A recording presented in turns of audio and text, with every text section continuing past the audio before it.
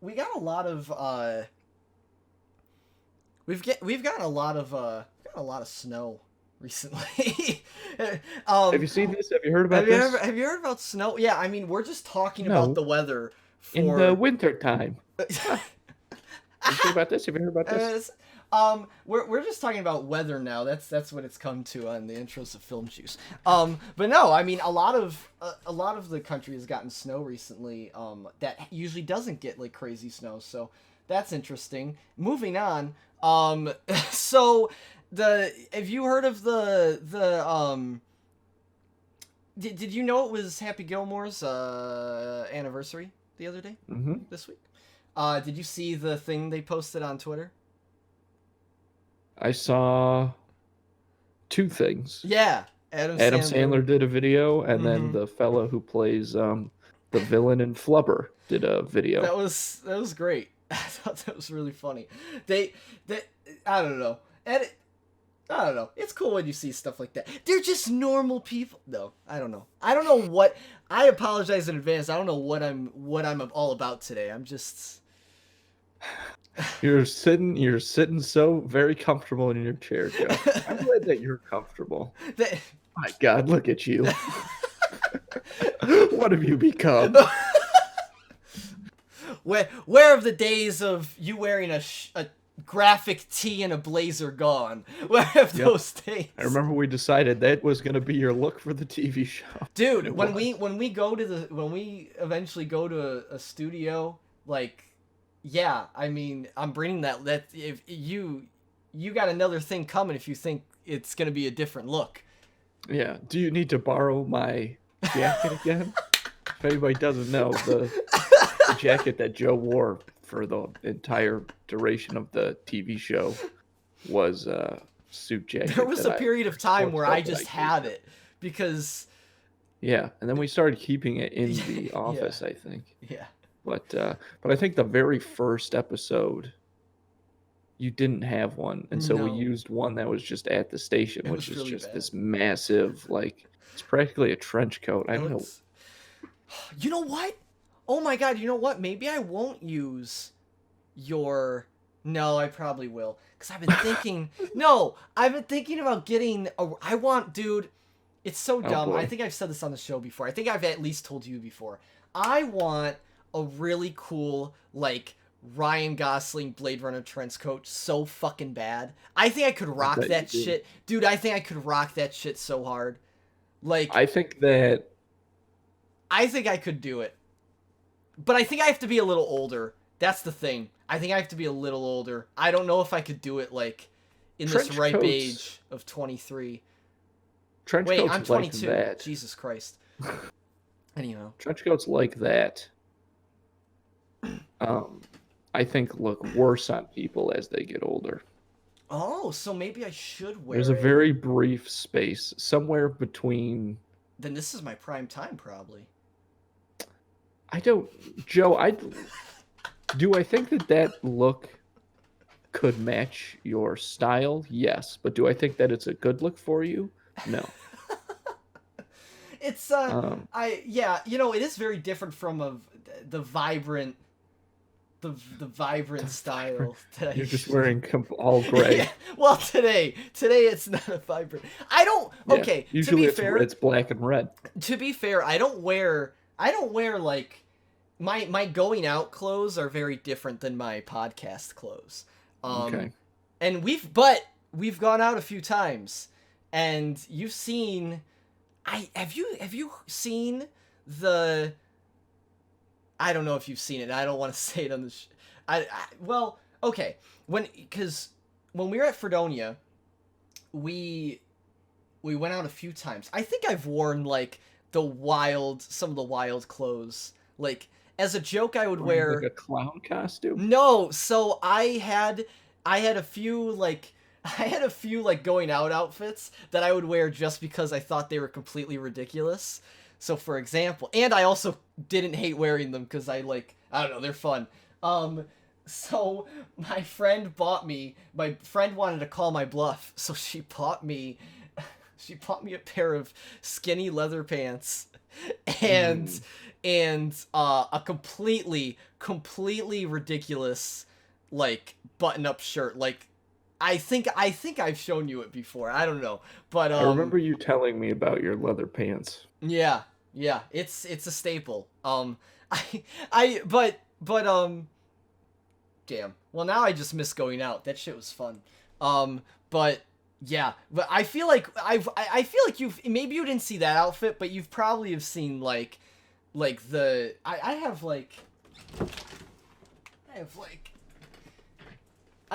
this kind of stuff, like the leopard print. You got to bring the leopard print out. You got to. Oh, I've seen that shirt. Yeah. I've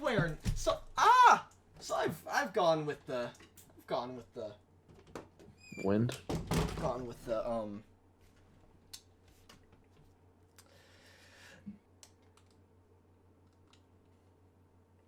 Can this work? Nope. This is just gonna be like this. Okay, great. Okay. Anyhow, so that's the intro. Welcome to Film Juice. And intro complete. Welcome to Film Juice. I'm your host, Joe Dorado. And I'm Andrew Canada. And I host this show with Joe Dorado. We talk about clothes and fashion, and that's it. That's what the show's actually all about. No, it's a very short podcast. Movies. That was actually it. Thank you for joining. And we'll see you next time at the mall. Where is fashion? Where is fashion from?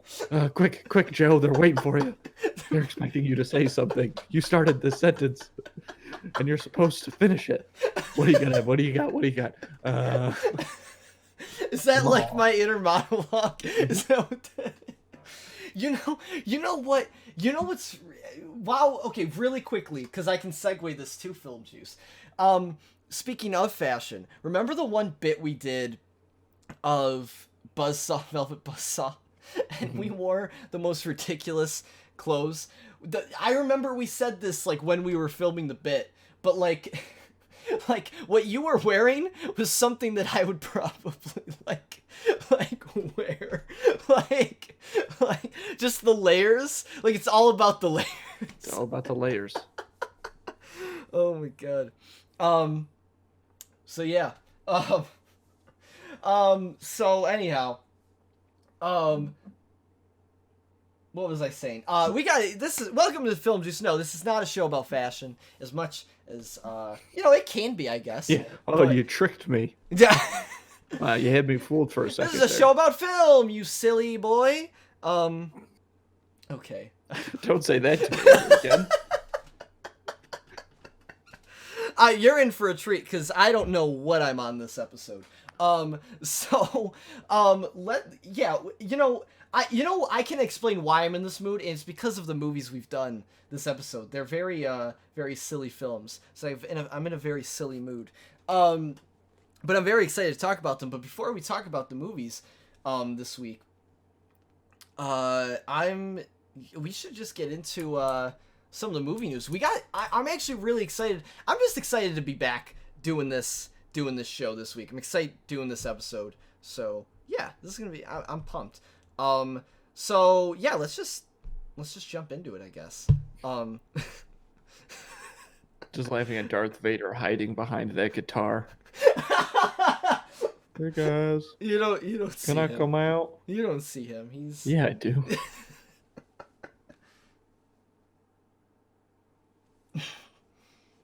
It's I guess for people listening, it's like oh yeah, it's like what, a 2.5 foot tall Darth Vader? Is that 2.5 feet? Yeah, I guess that is 2.5 feet. I'm not good with measurements. I'm terrible with measurements. You could be like 5 feet away, and I'll be like, oh, 5 feet. oh, 3 inches. What is this show today? I'm also really bad at directions. I don't know if I'm terrible. Nobody's worse at directions than I am, Joe. So do you want to have a don't step in if you can't bring the heat. I'm awful at directions, Joe. Are you?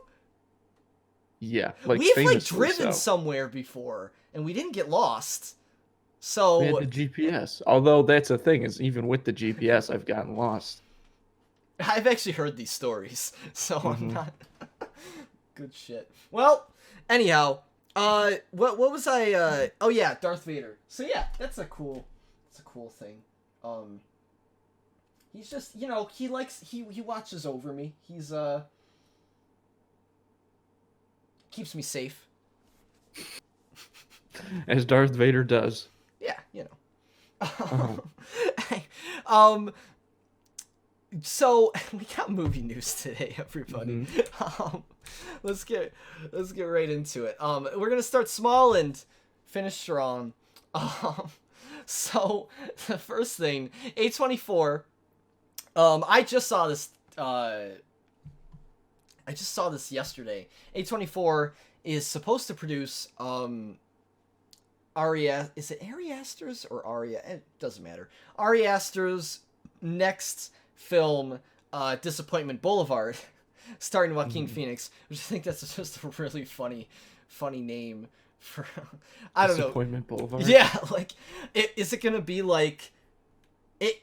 Immediately, what comes to mind is Sunset Boulevard, just because like this is the first thing that comes to mind. Because they both have Boulevard in the name. But it's probably gonna have nothing to do with Sunset Boulevard. I mean, I can't imagine, but it might. But yeah, but, this movie like, just, sounds like it sounds just so sad. It sounds so depressing. I don't.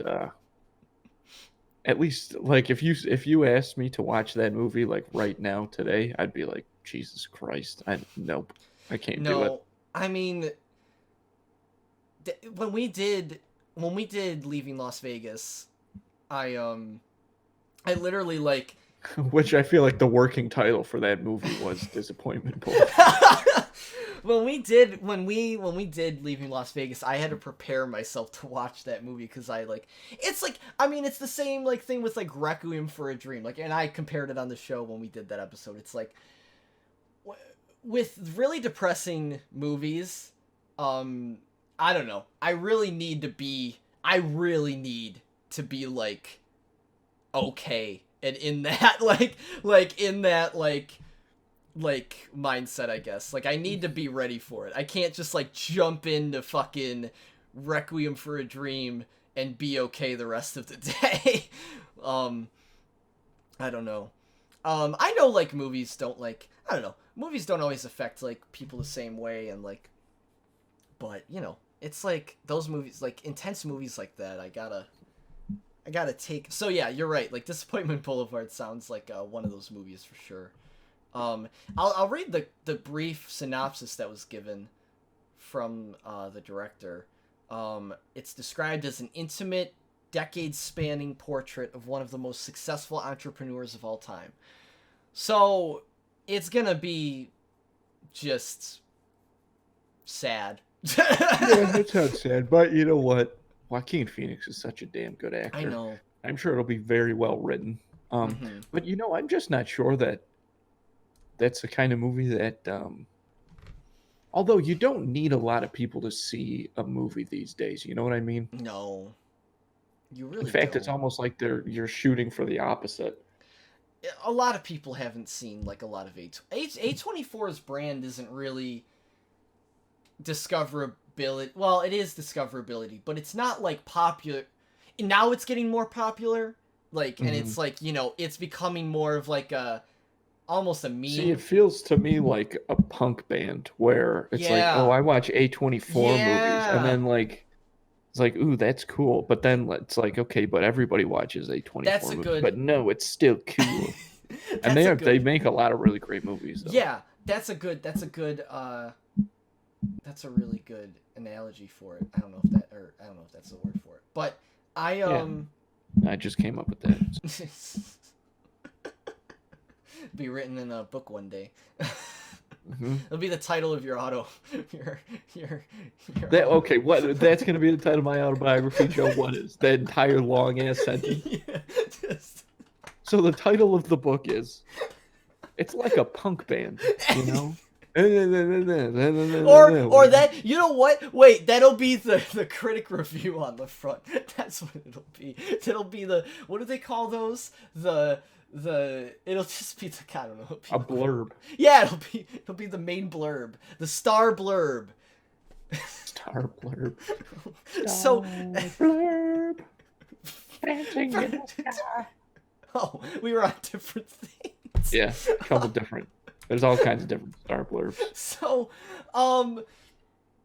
anyhow, I mean, yeah, no, but, so, yeah, A24, it is, like, I agree with you, but I will say, like, as more people are watching A24, it's not like, I don't know, it's not like I still don't think most of, like, everyone, like, watches A24. I still feel like there's a good amount of people that, like, haven't seen, like, haven't watched a whole lot of A24. So I feel like it's still kind of not, like, it's still, like, they're still, like, kind of not, like, super... You still think it's a little underground? Yeah, like, I still feel like there's a hint of it. Like... They do, well, I'll tell you what, because they I think that's just they've done a great job of branding themselves that way. But I definitely don't think that is true for them anymore. Like, that's interesting too, but like, that's interesting. Because, like, there's, like, plenty of movies from A24 that I still haven't seen. And, like, I don't know, I just feel like they're not, like, I feel like not everyone has seen, like, a lot of the A24, like, MILF films, I guess, I don't know. Like, if you go to your brother's bar mitzvah, or your sister's bar mitzvah, or your whoever's bar mitzvah, I feel like you're not gonna be, like, around the cooler talking about, like, A24 with your uncle. Like, I'm sure he hasn't seen an A20. I'm saying, like, to the, like... No, I hear what you're saying. You're just saying that Jewish people don't watch movies. No, that's not... That's a very strange point. I mean, have you seen Uncut Gems? I can't stand by it, but... Okay, well, that... Jesus Christ. So, do you know what I'm trying to say? Like... Like, older, yes, I know what you're. Like, yeah, I know what you mean. I don't know. I see what you're saying though. I think that's probably more of the case. I'm just like, I just don't know a lot of older people and people in my family who watch, like, those kind of movies, and that's kind of how I gauge, like, what's popular sometimes is what, like, yeah, like what the older generations, like, think. But anyhow. So yeah, that's coming out soon. We'll see what it is. I mean, Joaquin Phoenix, he's just... I mean, he has to be one of the best actors, like, around right now. Like, he's in his prime right now, for sure. Like, he's just... I mean, all of the movies he's done, like, have just... Yeah, I don't know. He's really great. This is a weird thing. I haven't seen the movie Her. I've been thinking about checking that one out. Oh, you've never seen it? No, I've heard it was really good. Yeah, I've been thinking about it. For some reason, I've just been like, be an interesting movie to watch right now. So the next bit of news we got, Zack Snyder's Justice League dropped another trailer, like I think it's like the full, like, trailer. Yeah. The official trailer. What? Yeah, I guess before we talk, what did you think about this trailer? The thing I think that struck me the most, that hadn't really before with the other trailers, because we talked about, the different things that are going to be in this movie and what we're excited for and what we're maybe nervous about. But the thing about with this, full-length trailer now is, what really struck me was just the sheer amount of CGI that it looks like is going to be in this movie. It's like it's just a big plate of CGI. And that could be a tough pill to swallow. Remember, I think we said the same thing after we saw the first Justice League. I remember we got out of the theater. Yeah.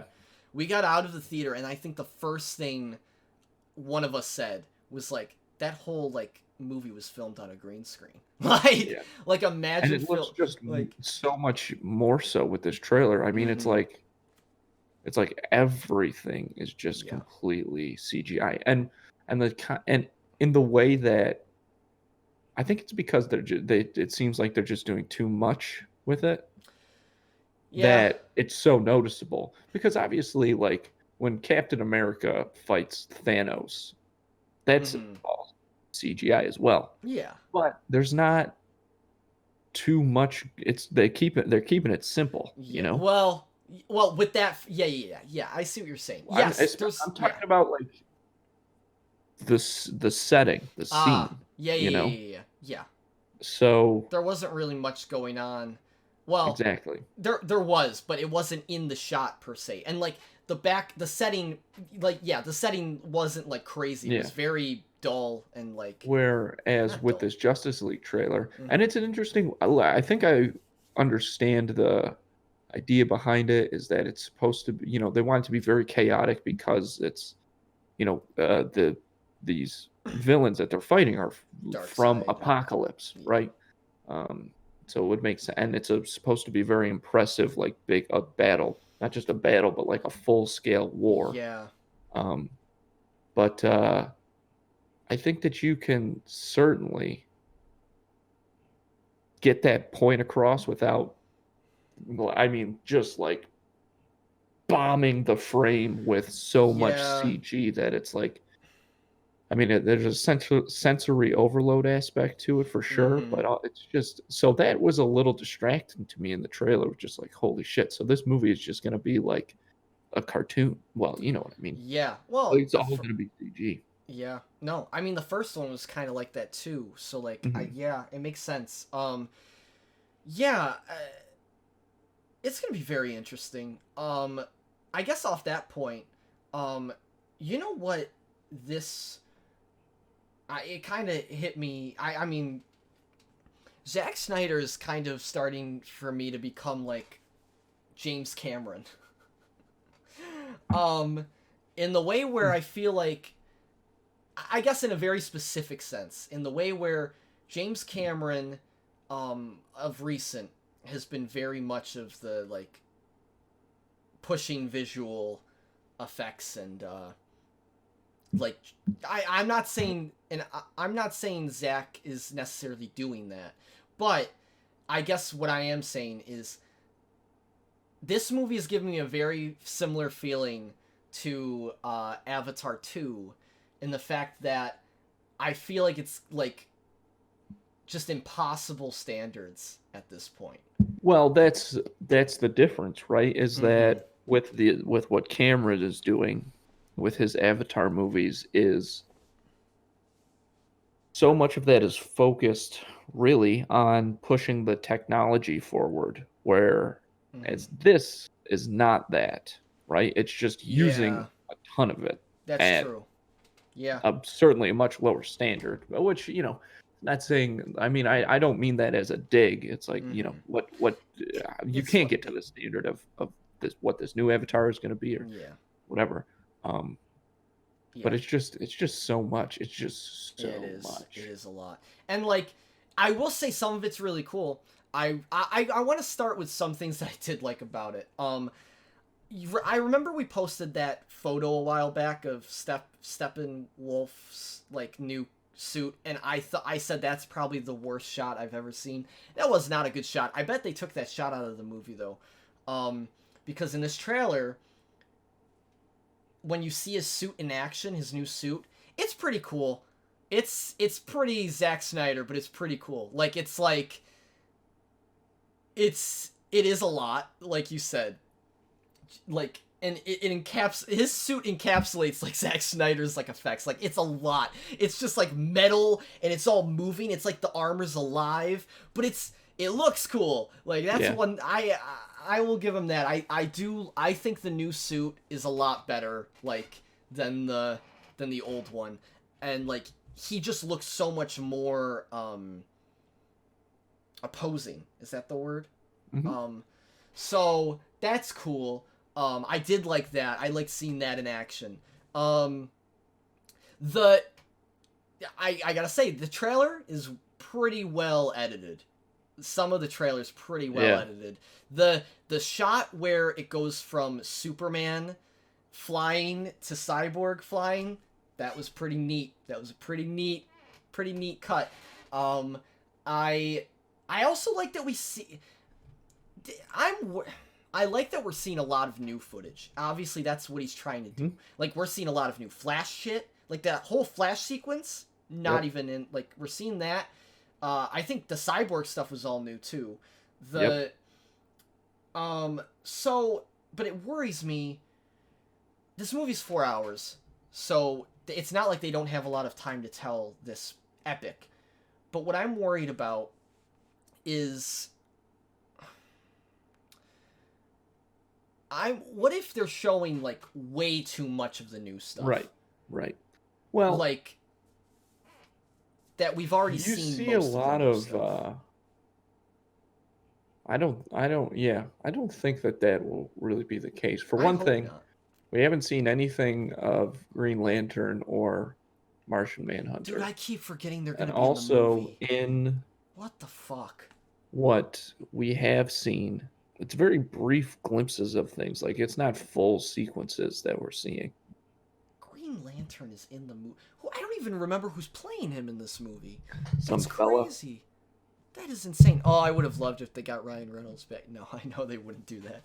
I know. That would have been funny, though. Not what the movie's going for, obviously. But, so, one other thing. The shot towards the end of Superman in the black suit with the laser eyes, that was probably the coolest shot in the entire... Yeah. That was the cool... This is the thing, man. Henry Cavill, I don't care what anyone says about the DC universe.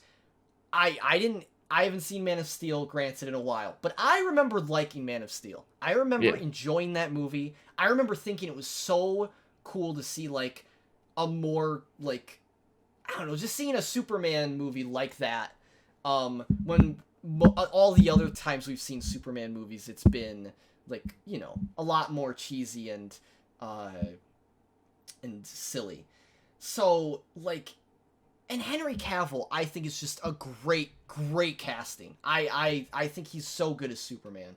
I really think he is. And yeah, I know Man of Steel gets a lot of flack, and I know he gets a lot of flack, but I think he's great, and he's always my favorite part of this universe. I think he just plays the part really well. Now, granted, do they give him a lot sometimes to work with? I don't know, but I think he plays the part extremely well. I think he's really well cast. So I always love seeing his character in these movies. I think it's always great. Yeah. So I'm excited. I'm most excited to see his stuff, honestly. That's actually Really? Because he's just I think he's so enjoyable to watch on screen.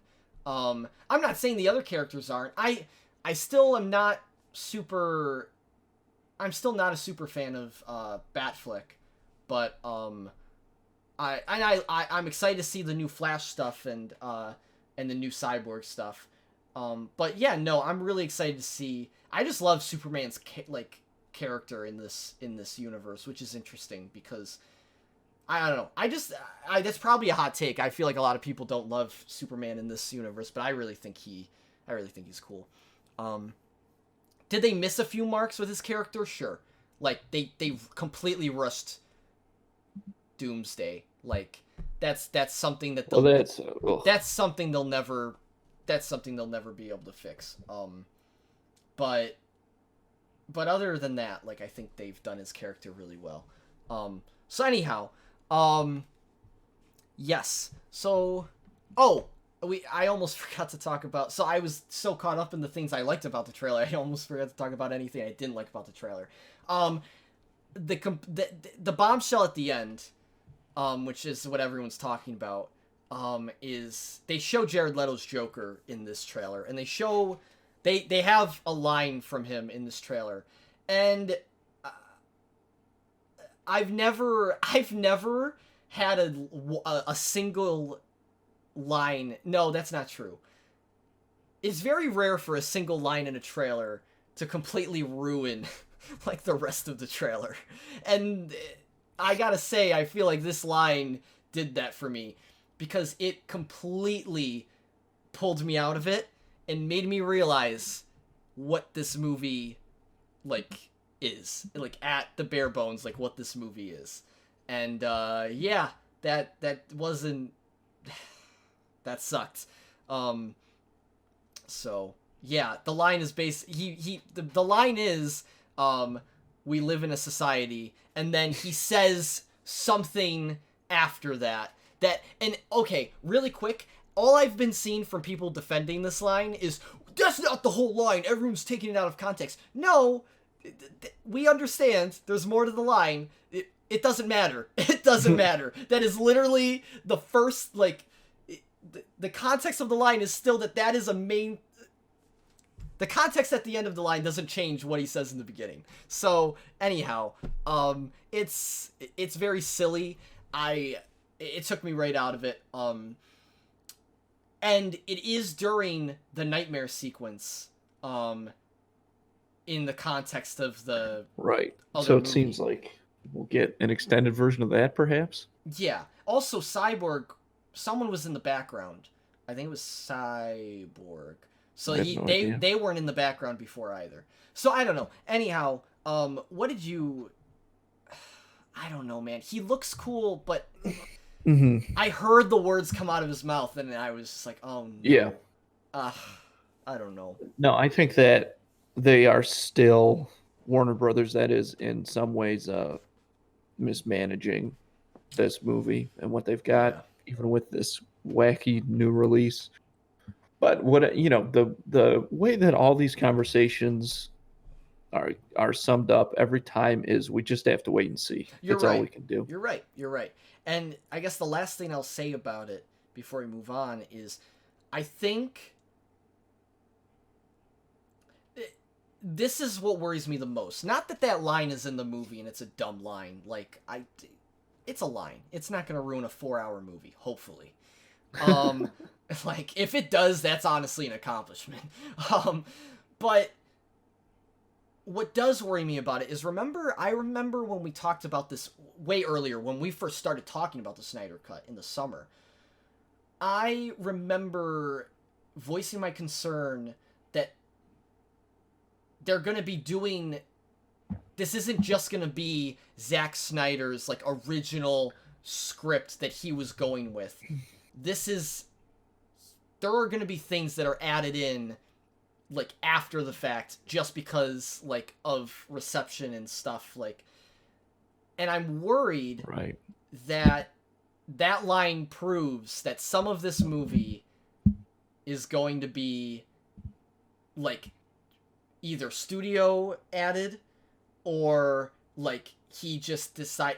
I don't know. That line seemed studio added. That did not seem like something Zack... I hope that wouldn't be something that Zack Snyder would, like... I don't know. It's so... Like, they have to know, right? They have to know that that's not a coincidence. That's not a coincidence. That isn't. I'm sorry, but it's not. The way it's even delivered, it's not a coincidence. Like... I said this in text to you, but, like...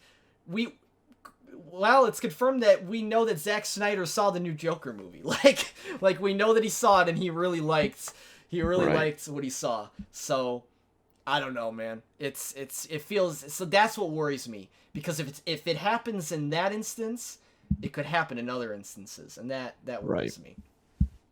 So yeah, time will tell, Joe. We're getting closer every week. You're right. A month. We're actually officially a month away. Today marks a month. Or is it yesterday? It was either yesterday or today marks a month. Wow. I saw that on Twitter. So that's cool. So yeah, we'll see what happens. It'll be cool. So the next bit of stuff we got going on. We got so many trailers, which is exciting, and they're actually like fun trailers to talk about too, which is why I'm pumped. We got a new Mortal Kombat trailer, which, oh man, I mean, we've talked about it a little bit on the show before. I'm definitely I mean, so, and we both have our thoughts on it, and are definitely our concerns on it. We only got a few pictures before, but now we got a full on trailer. And the movie's coming out soon. It's coming out in April 16th. And I'm gonna quickly and I'm gonna put the poster up here as well. So yeah, we got the poster and we got the new trailer. What did you think of this trailer? Like, and have you seen the original movie? No. Oh, but you I'm haven't? Oh my god. fairly familiar with it. That would be a great throwback that would be a great watch party in the future. Holy shit. So this trailer, Mm-hmm. video game movies, Yeah. historically speaking, have been really bad. Mm-hmm. Like very, very bad. Sadly. Yes, this one, the beginning of it, especially, I was like, okay, this has a lot of potential to actually be good. Yeah. And I think there are little hints of that throughout the trailer still. Mm-hmm.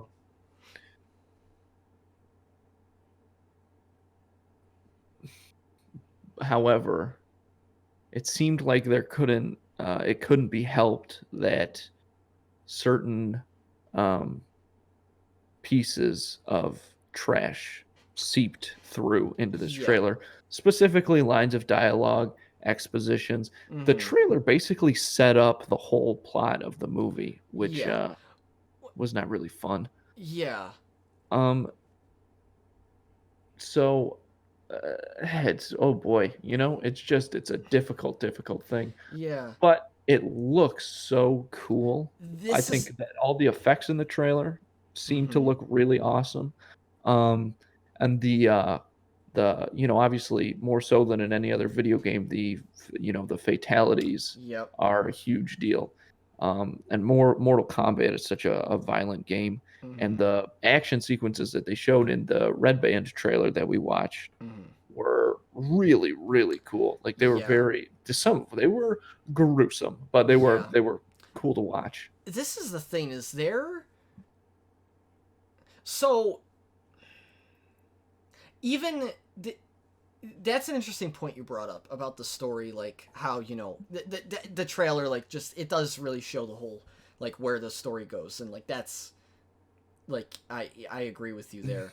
But what I will say is, what's interesting about this video game compared to other video games that get adaptations is, in my opinion, this is just my opinion, the story is not really why people play the games. I'm sure people do, but the story, in my opinion, is, of Mortal Kombat. The lore, I guess. The backstory has always been interesting, but the story that's actually in a lot of the games, without any of the reading that you have to do on the lore, for the most part, is just not super, like, engaging or interesting, for me. And the main reason why people play these games is because of the action and the fatalities, and, like, so it's interesting because I feel like adapting this game is different than adapting other games into movies. So it's a very interesting dilemma that they find themselves in, because that doesn't change the fact that a movie is different than a game. You need it to be engaging, in a story aspect, at least a little bit. So what I think the story is going to be serviceable. I don't think it's going to be super special. I think they're going to touch on cool lore stuff from what they showed in the trailer, which is cool because, and they definitely didn't give that all away. They gave, like, some of it away, but they didn't give all of it away, which is cool. Specifically, the Sub-Zero and Scorpion relationship. Yeah. That's going to be... I don't know how much of that is going to be in the movie. That confused me in the trailer, because I'm not familiar, like, in the slightest, really, with these games. I mean, I know, like, those characters and stuff, obviously. Mm-hmm. But, like, but like their whole deal, I don't know it, and the trailer made me more confused about that. If the movie does a good job, it'll show you will understand it and it'll be cool. If the movie does a good job. But the idea of their character dynamic is really cool in the lore, and they kind of teased a little bit of that in this, and they showed a good amount of it, honestly. So it makes me excited that maybe a good amount of it will be that, which if it is, that'll be really cool, because there's some really good stuff there. Also, the actor who plays Scorpion, Hiroyuki Sanada, I think it looks like it was really good fucking casting. Like, the whole movie looks really well casted, but from what we've seen already, oh man, like, that shit's gonna be sick. Other than the Scorpion and Sub-Zero stuff, which also, the Sub-Zero stuff that they showed was incredible. It was awesome. Dude, the effects with him and the gun, like when he freezes the gun I was all like, of it.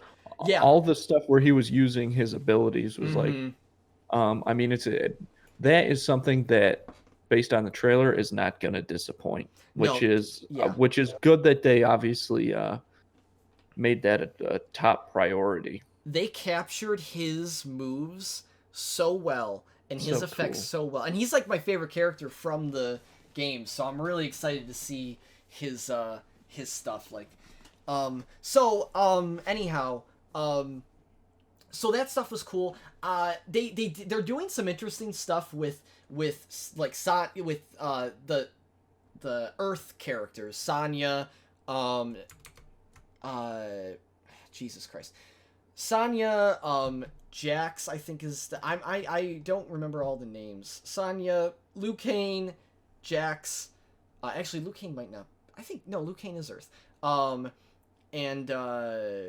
Kano also. Kano's interesting because I don't know if you're familiar with Kano's like original costume, but like he usually has like a giant metal eye.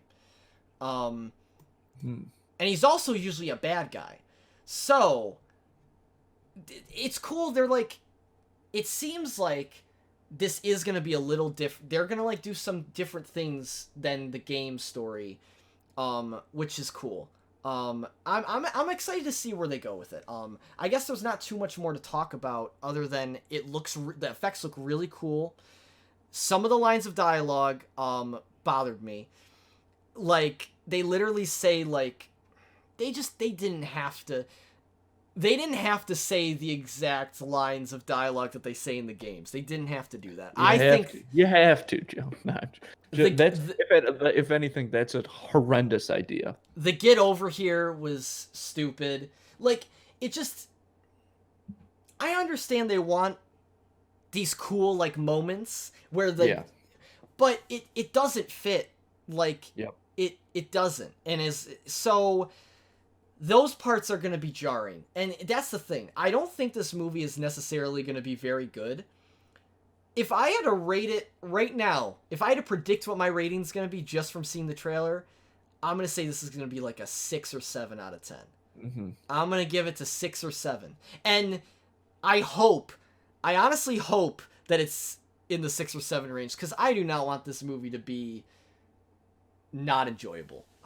Because the first movie is terrible, but it's one of those movies that's so bad it's good.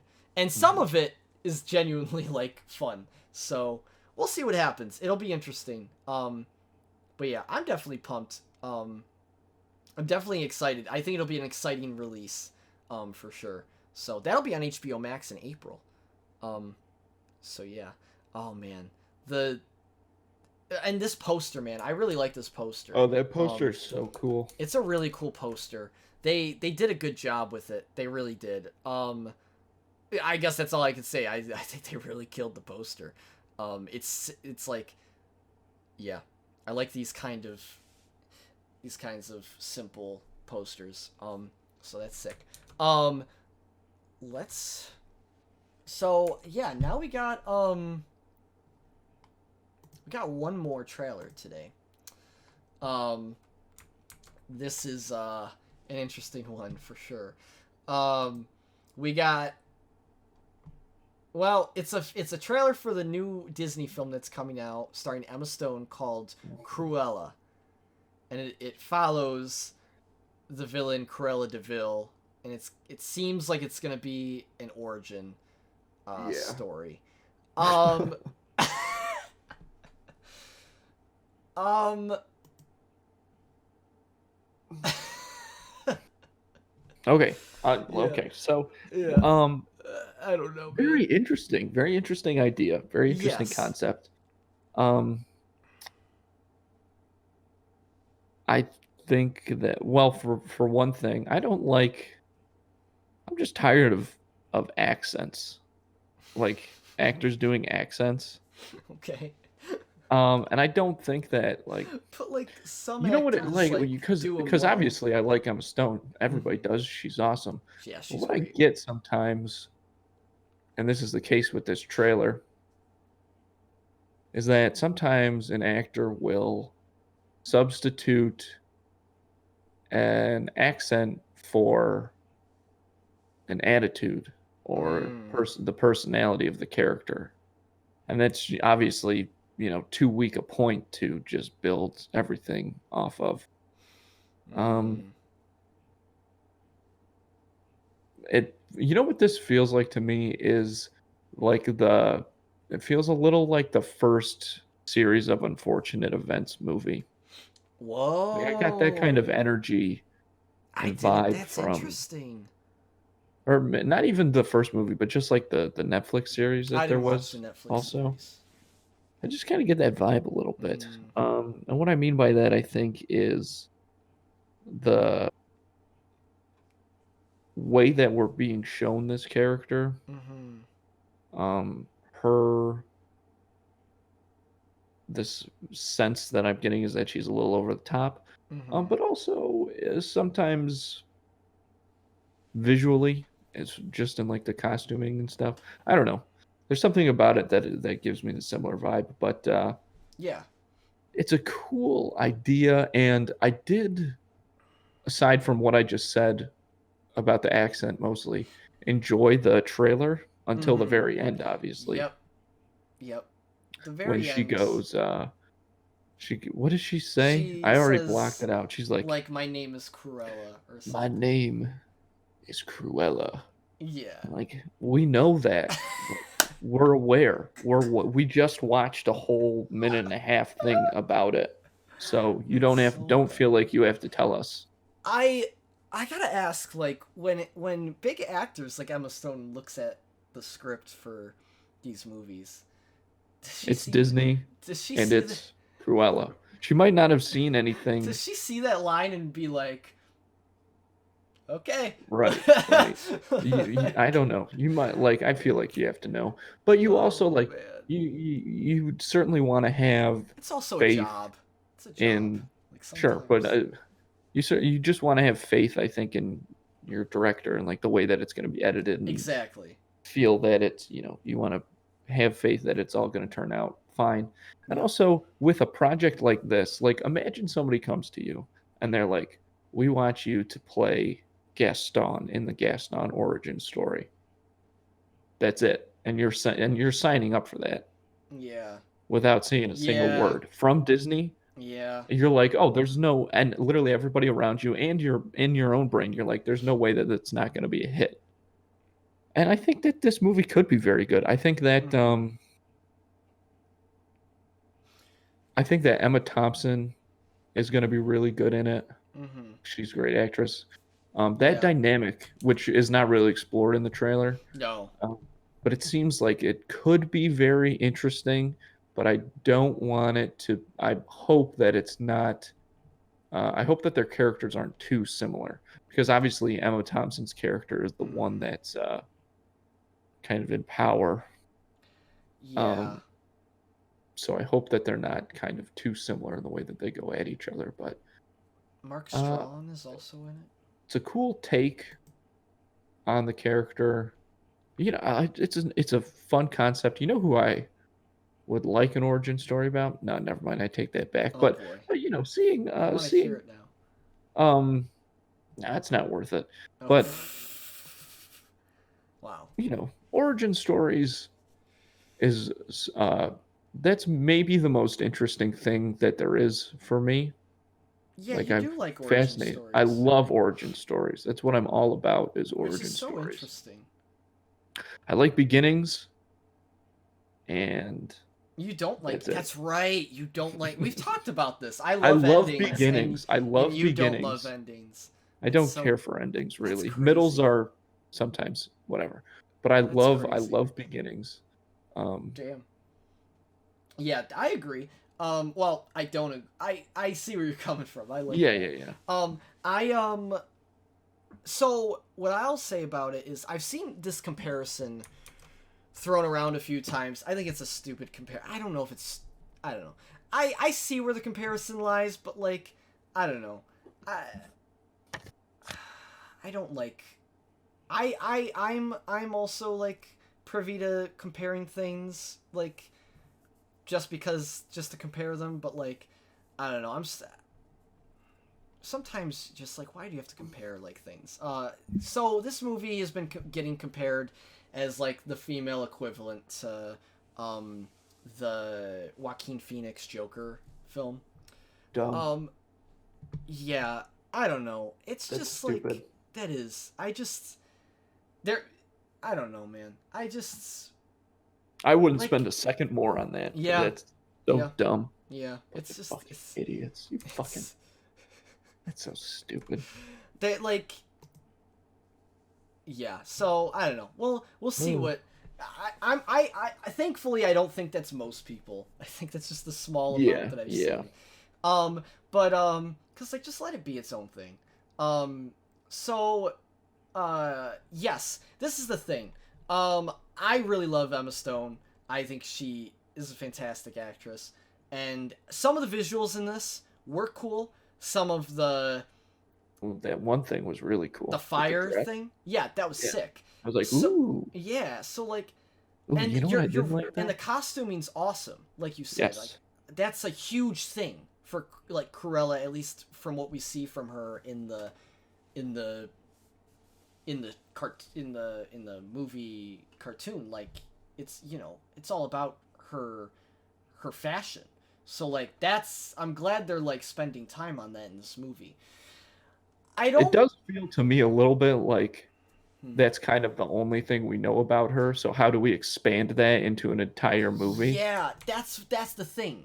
That's the thing I was just about to say is I don't Sorry. know how they're gonna make this whole movie. I just like this is Also, like have you seen sorry. Did you see the Maleficent movie? No. I didn't either. So I don't know how those movies have done.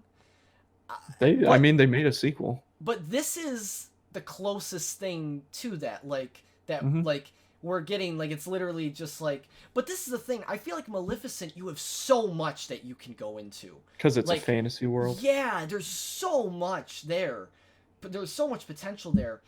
I really feel like there's not a whole lot like I don't know unless there was some backstory written about Cruella like in a book that we like aren't Well, aware of. again, that's just they're trying to expand it. I'm just saying that it Yeah. does seem like they grabbed onto the one thing from the movie that we know besides the fact that she's a villain, Mm-hmm. and we're like, this is all we have to stretch it. Which, if I mean, you could just make up other things to Yeah. stretch it.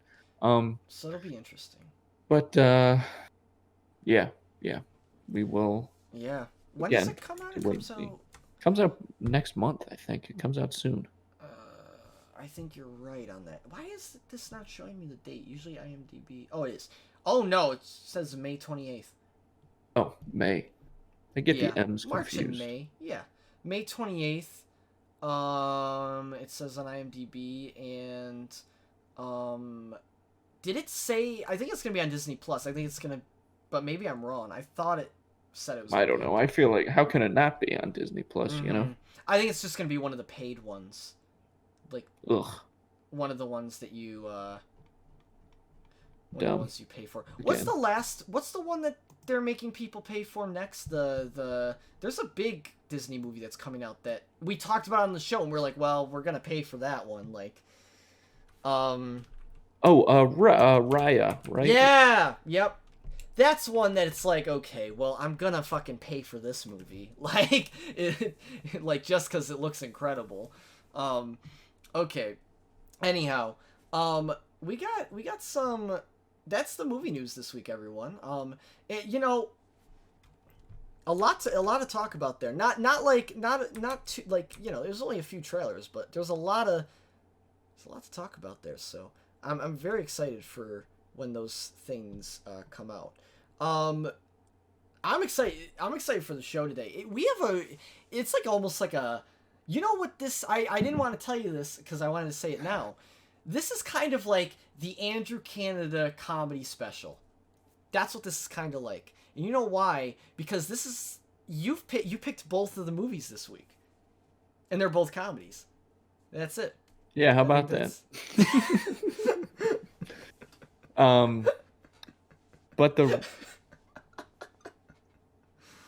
well, let's get into this right now. Yeah. And then I'll talk a little bit about that, because I do have some little note on that. So the first movie, though, is the new Kristen Wiig movie that was written by her and Annie Mumolo. It's an at-home release now or whatever. It's Barb and Star Go to Vista Del Mar. I'm Star. Short for Starbra. Assume yours is Barbara. Nope, just Barb. Plain old Barb. I want to thank Barb and Star for hosting tonight's Talking Club and for making their hot dog soup. I like the salt. I like the hot dog. It's not as runny as it usually is.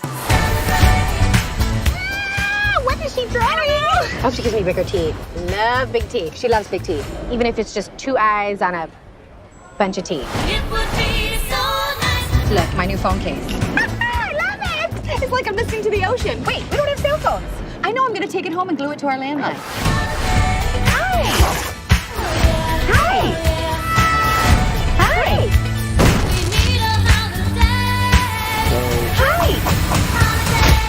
I remember seeing a teaser for this in the theaters a long ass time ago, so I assume that this is one of the ones that got delayed. I guess before we get into it, what I'll say about to lead this whole thing off, the reason that I thought this would be a good pairing is because this movie feels to me very much like the comedies that came out when I was like a kid.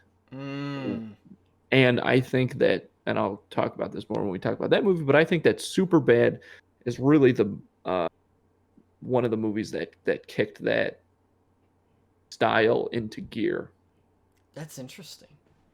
100%. That, and well, we'll get into it. So, but Barb and Star Go to Vista Del Mar. What a title! And I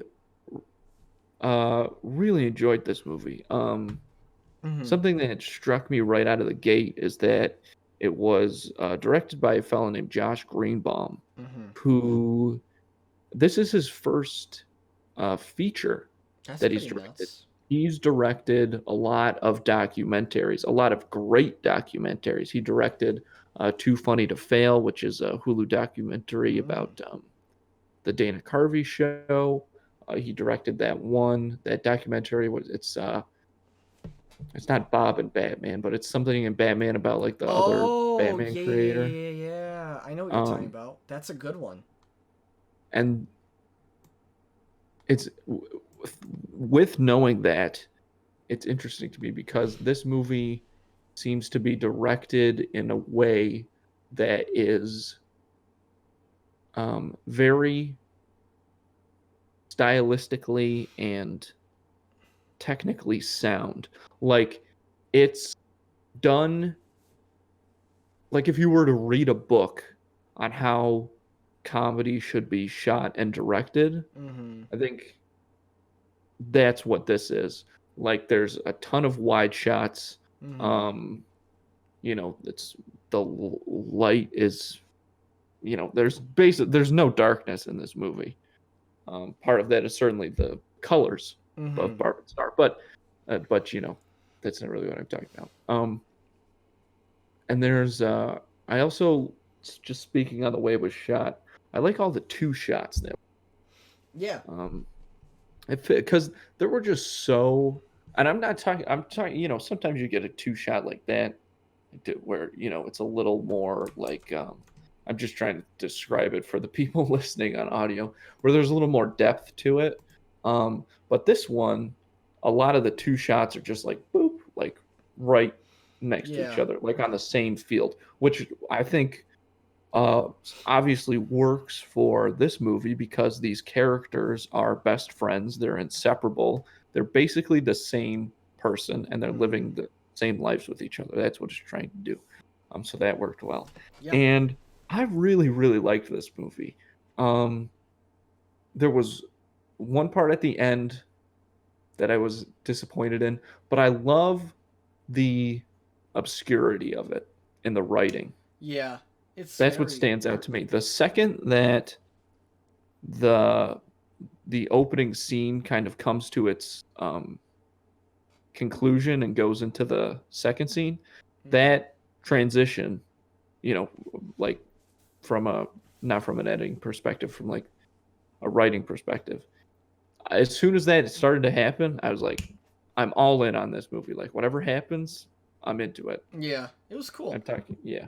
Yeah, it was really cool. Yeah, the intro was incredible. Like both, I guess you could say there's two intros, kind of, or you could just make it all one big intro. But the intro of the movie is great, I think. That it really does bring you right in. I gotta shout out. Is he on IMDb? Which fella are you looking for? The Yo-Yo, the Oh yeah, Rain Doi. I hope I pronounced your name right, but like incredible. He was so fucking funny. Like so thankfully he's like the first thing you see, and it's like it just brings you like that whole intro is great. The intro introducing Barb and Star is also great and fantastically well shot. Not only well shot, but like the timing of how they revealed like everything was really cool. It was just I want to talk about that for a second because what was so interesting to me about the introduction to these characters is that it is shot in a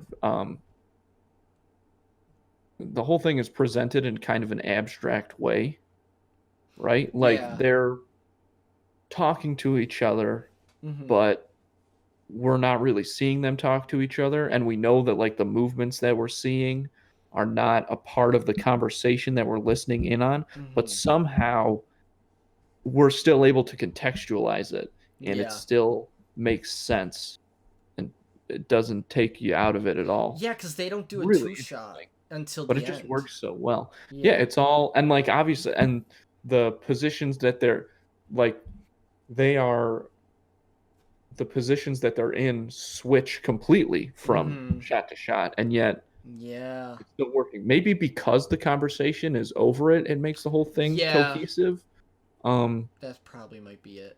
But that was just a very, very interesting way to do that, because we know that we're not seeing what we're hearing, and that at some point we're going to, it almost feels like we're still not necessarily in the movie yet, right? Yeah, no, I agree. That's an interesting way to describe it. But it's really cool, and it worked super well. But I just don't know why. It makes a lot of sense that he, now in retrospect, that he's directed like documentaries, because that first scene with them, with the way they shot it and the way they edit the audio, I think it works because it's edited kind of like a documentary segment. That's interesting. Because I understand what you mean. Because of how it's all about the audio though. Like that's That's why that works. That's so interesting. That's cool. That makes a lot of sense because even the camera movements are kind of like a interview. Like that's interesting. Yeah. That's cool. That's a cool little thing there. Yeah, I did. So the intro was really cool. And they both killed the characters.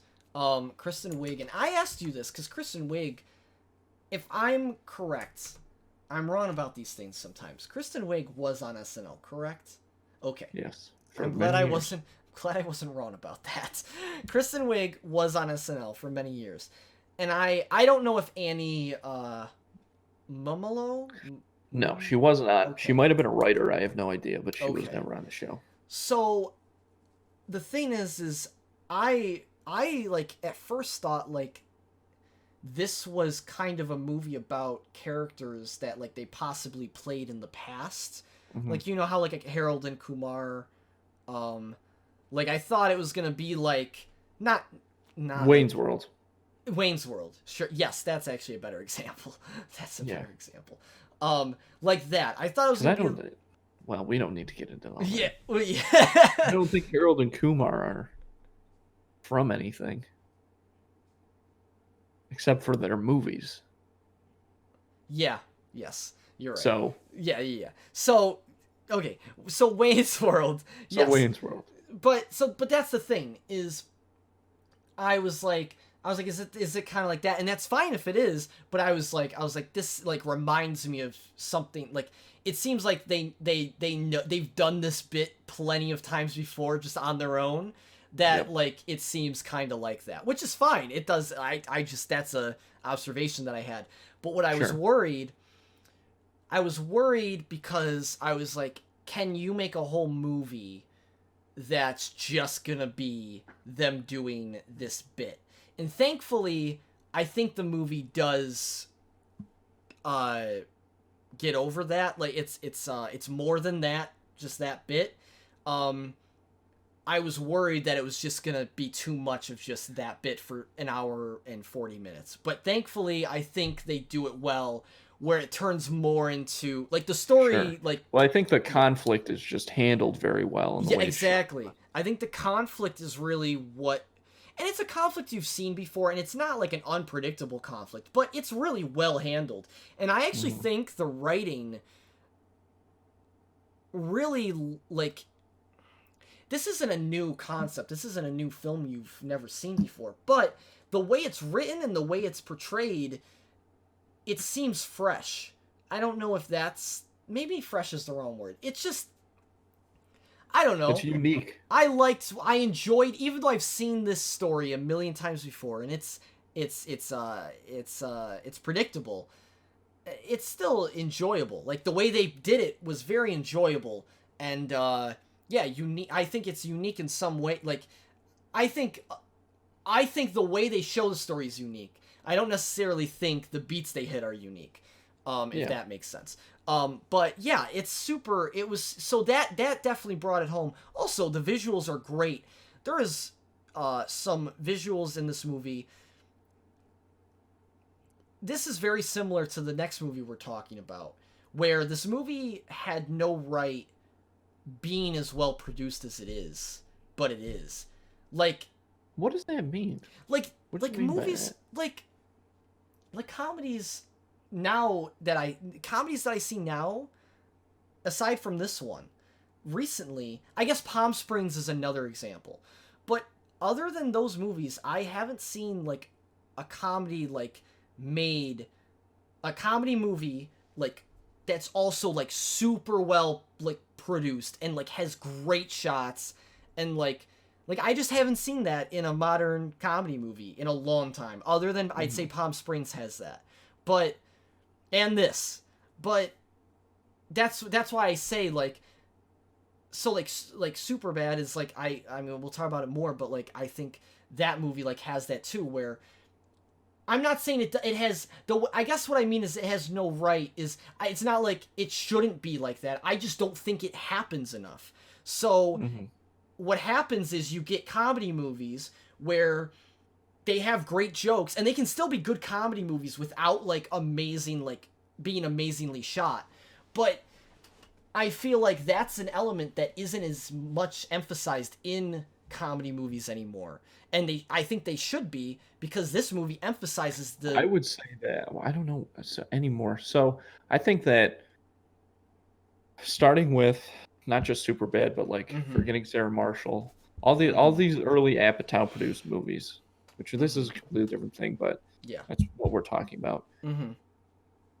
And I think Seth Rogen and Judd Apatow were both driving forces behind this, was increasing the production value to make it look like any other movie that you would see, just very funny. Whereas if you go to like every other classic comedy, you know, Caddyshack, Animal House, whatever, the vacation movies, those all look pretty shitty, to be frank, if you compare them to some other movies at the time. So there you go. But I agree, the production value is definitely similar to Palm Springs in a sense. I think that's a great comparison. Yeah, and it's great. Yeah, I just didn't like the way that you said that. Oh, but well, I get what you mean. I know what you mean now. Yeah, you flesh it out. But the thing that the characters, when you said that was very interesting, because yeah, I think that the depth of these characters, like, you know, there's such a sense of who these women are immediately. The accent obviously helps them get into character. Like, this is, and I think they certainly have done it before, like just between the two of them, maybe even. You can just tell that these characters, just in their natural state, allow you to pull so much from them. And I think that Kristen Wiig and Annie Mumolo really got a sense of that. And I think that it benefits the acting a ton, because it's such there's just so much there to work with character-wise. Yeah. No, I agree. It's like, it's really interesting. Like, part of me also wonders, like, how even writing this, I mean, Kristen Wiig co-wrote it with Annie Mumolo, and really makes me wonder, like, how the writing process for this movie went, because, like, it's that's probably, I bet you that would be a very interesting, like, thing, because this movie goes a lot of different places, and it's a wacky movie, but it's like I think that, like, the pairing of the visuals with the writing art is so well done in this movie, and I think it all comes back to the characters. I think the characters, there's a word I'm trying to fucking think of, but I can't remember it. The characters, though, everything comes from them.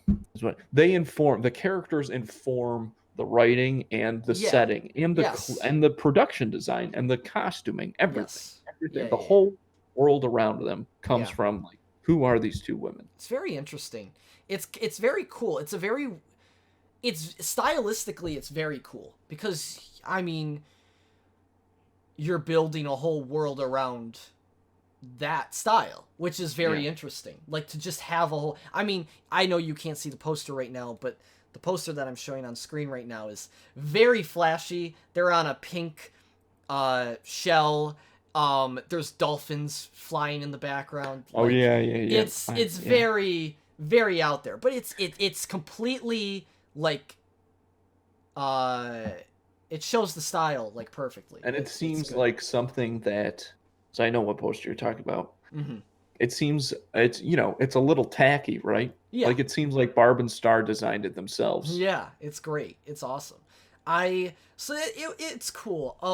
I'm glad their characters never got annoying to me. Like, that was another thing I was worried about. I was like, because in the intro they're fine, but I was like, that was the other thing I was worried about in the intro, was I was like, I'm curious if, like, this is gonna get, like, taxing after a while. But honestly, with how they share the screen time with them and the other characters, like, it it makes it completely work. Sure, it Which we haven't balances even out. talked about the other characters, but I gotta give another shout out to Jamie Dornan. I think that's the guy that I'm talking Yeah, about. who plays Yeah, Edgar? because he's the only thing I've seen him in other than this, I think, is 50 Shades of Grey. Oh, he's Christian He's Grey. Christian Grey. Ooh la la. So, God, I'm so glad I've seen him in something other than this now, and other than that now. He is so, I think other than Kristen Wiig and Annie, her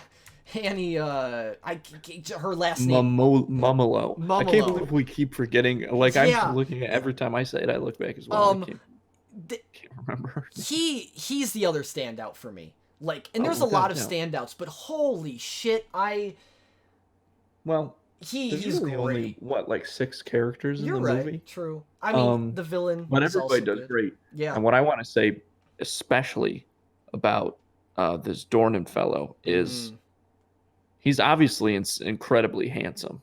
Mm-hmm.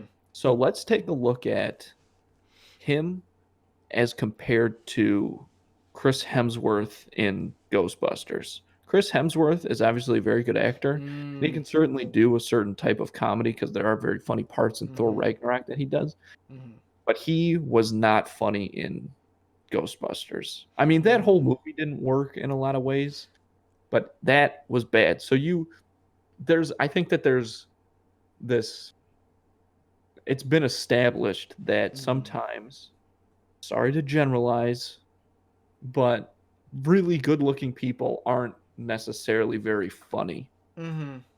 But Jamie Dornan, that is, so funny, and like just his one scene in particular where his the very beach. obscure scene. The Yes. beach scene? Yeah. I mean, that holy was shit, incredible. dude. Like, that is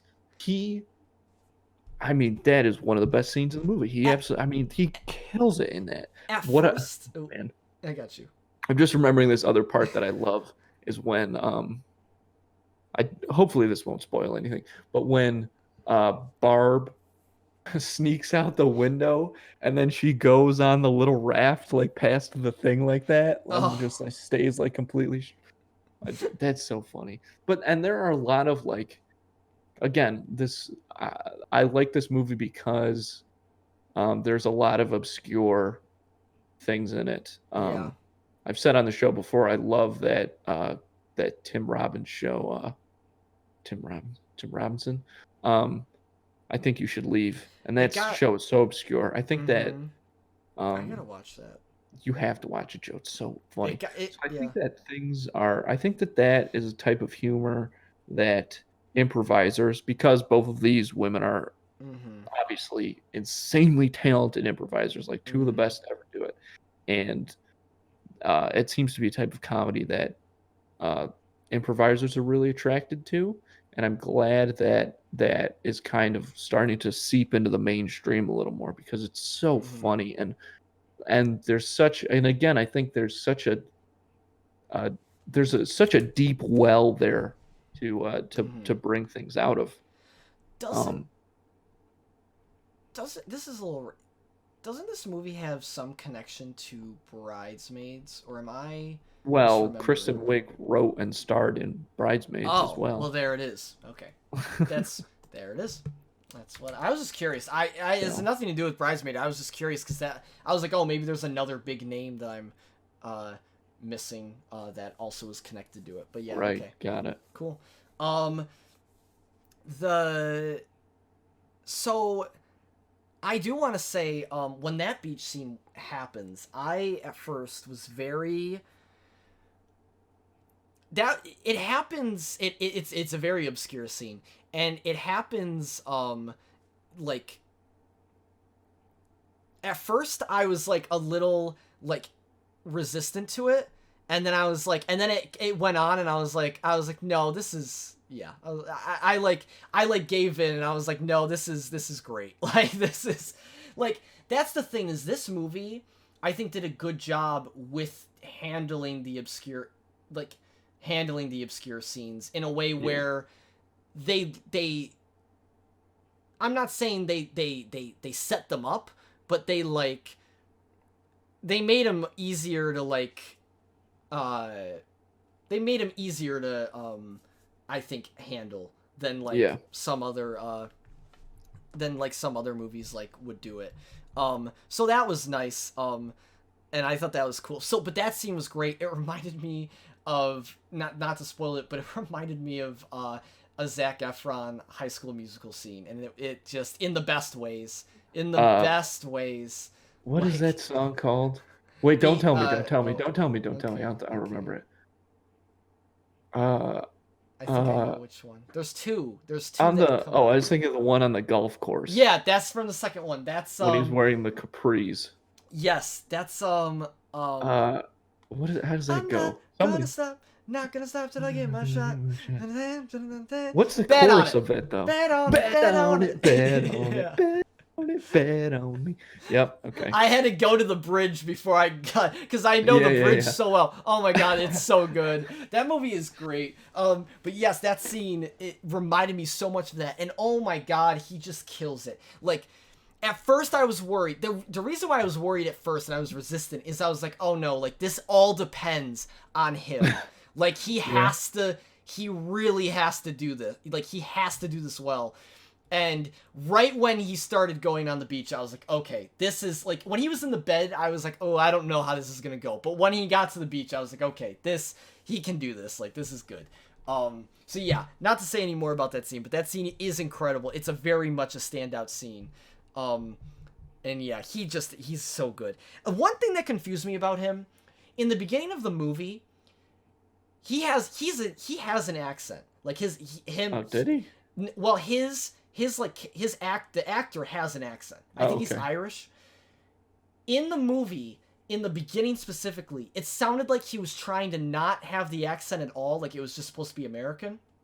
And then throughout the movie, it seemed like he just gave up on trying to hide it, because by the end, he almost certainly has a slight Irish accent. Yeah. And it's I don't know if that was intentional, but that was kind of, like, it doesn't matter, like, it's a fucking, who cares? Yeah, but it was funny to me, because I don't think it was intentional, but it was just a little confusing, but it didn't hinder the movie. I just thought it was a funny thing that happened. Man, just his whole thing. The second that, like, when we're first introduced to his character, there's also a very, like, Austin Powers vibe, right? Yep. Yeah, with the villain especially. Yep, like, with the villain. That's what I'm talking about. Mm-hmm. However, I will say again, this is a perfect example. Like that very similar vibes. And you still get the Austin Powers influence, but this is shot so much better. It is. It's crazy. Right? So anyways, as I was saying,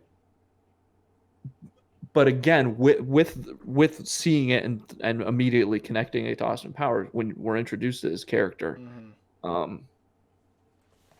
it's almost like, okay, we know what this guy's going to be. He's just going to be like a kind of a number 2, like, agent guy. And, and I assumed that he was going to end up having to manipulate Barb and Star and whatever, and then he'd be like these, almost like Rob Lowe and Tommy Boy, you know what I mean? So, but the second that one of the first things his character says is something about how he wants to be an official couple, like will finally be an official couple. Yeah, I was like, I'm all in.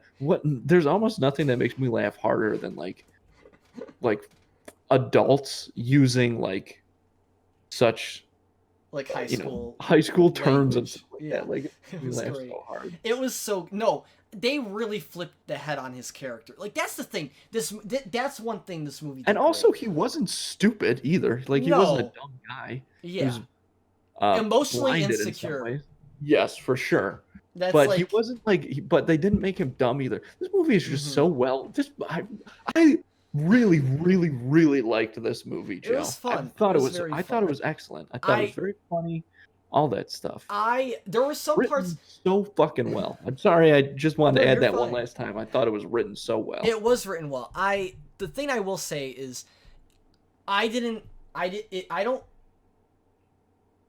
was funny. It didn't make it wasn't like super hilarious. Like, I don't know. We have different, like, it's subjective. Like, we have different styles of humor. But I still thought it was funny. I didn't think it was like hilarious, but I thought it was pretty funny and above all else clever. Which, if anything, I enjoy. I appreciate when if a movie can't make me like laugh the whole time, if I can see that it's being clever, I like that. Like personally, I like that a lot. I get that.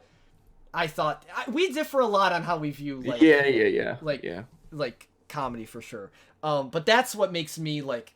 That's what I like a lot. I'm not saying this movie necessarily is clever every single joke, and it has to be clever. What I'm saying. I'm just I don't really want to. This is a whole other conversation. Okay. But you were just thinking, so I just thought you were about to say. Yeah, something. no, but I mean, I was thinking about that, but it's like I said, it's a whole different conversation. Yes. Just like you know, I hear you, but it's almost like, you know, like that's nice that it's being clever, but like, what's the point if it's not making you laugh?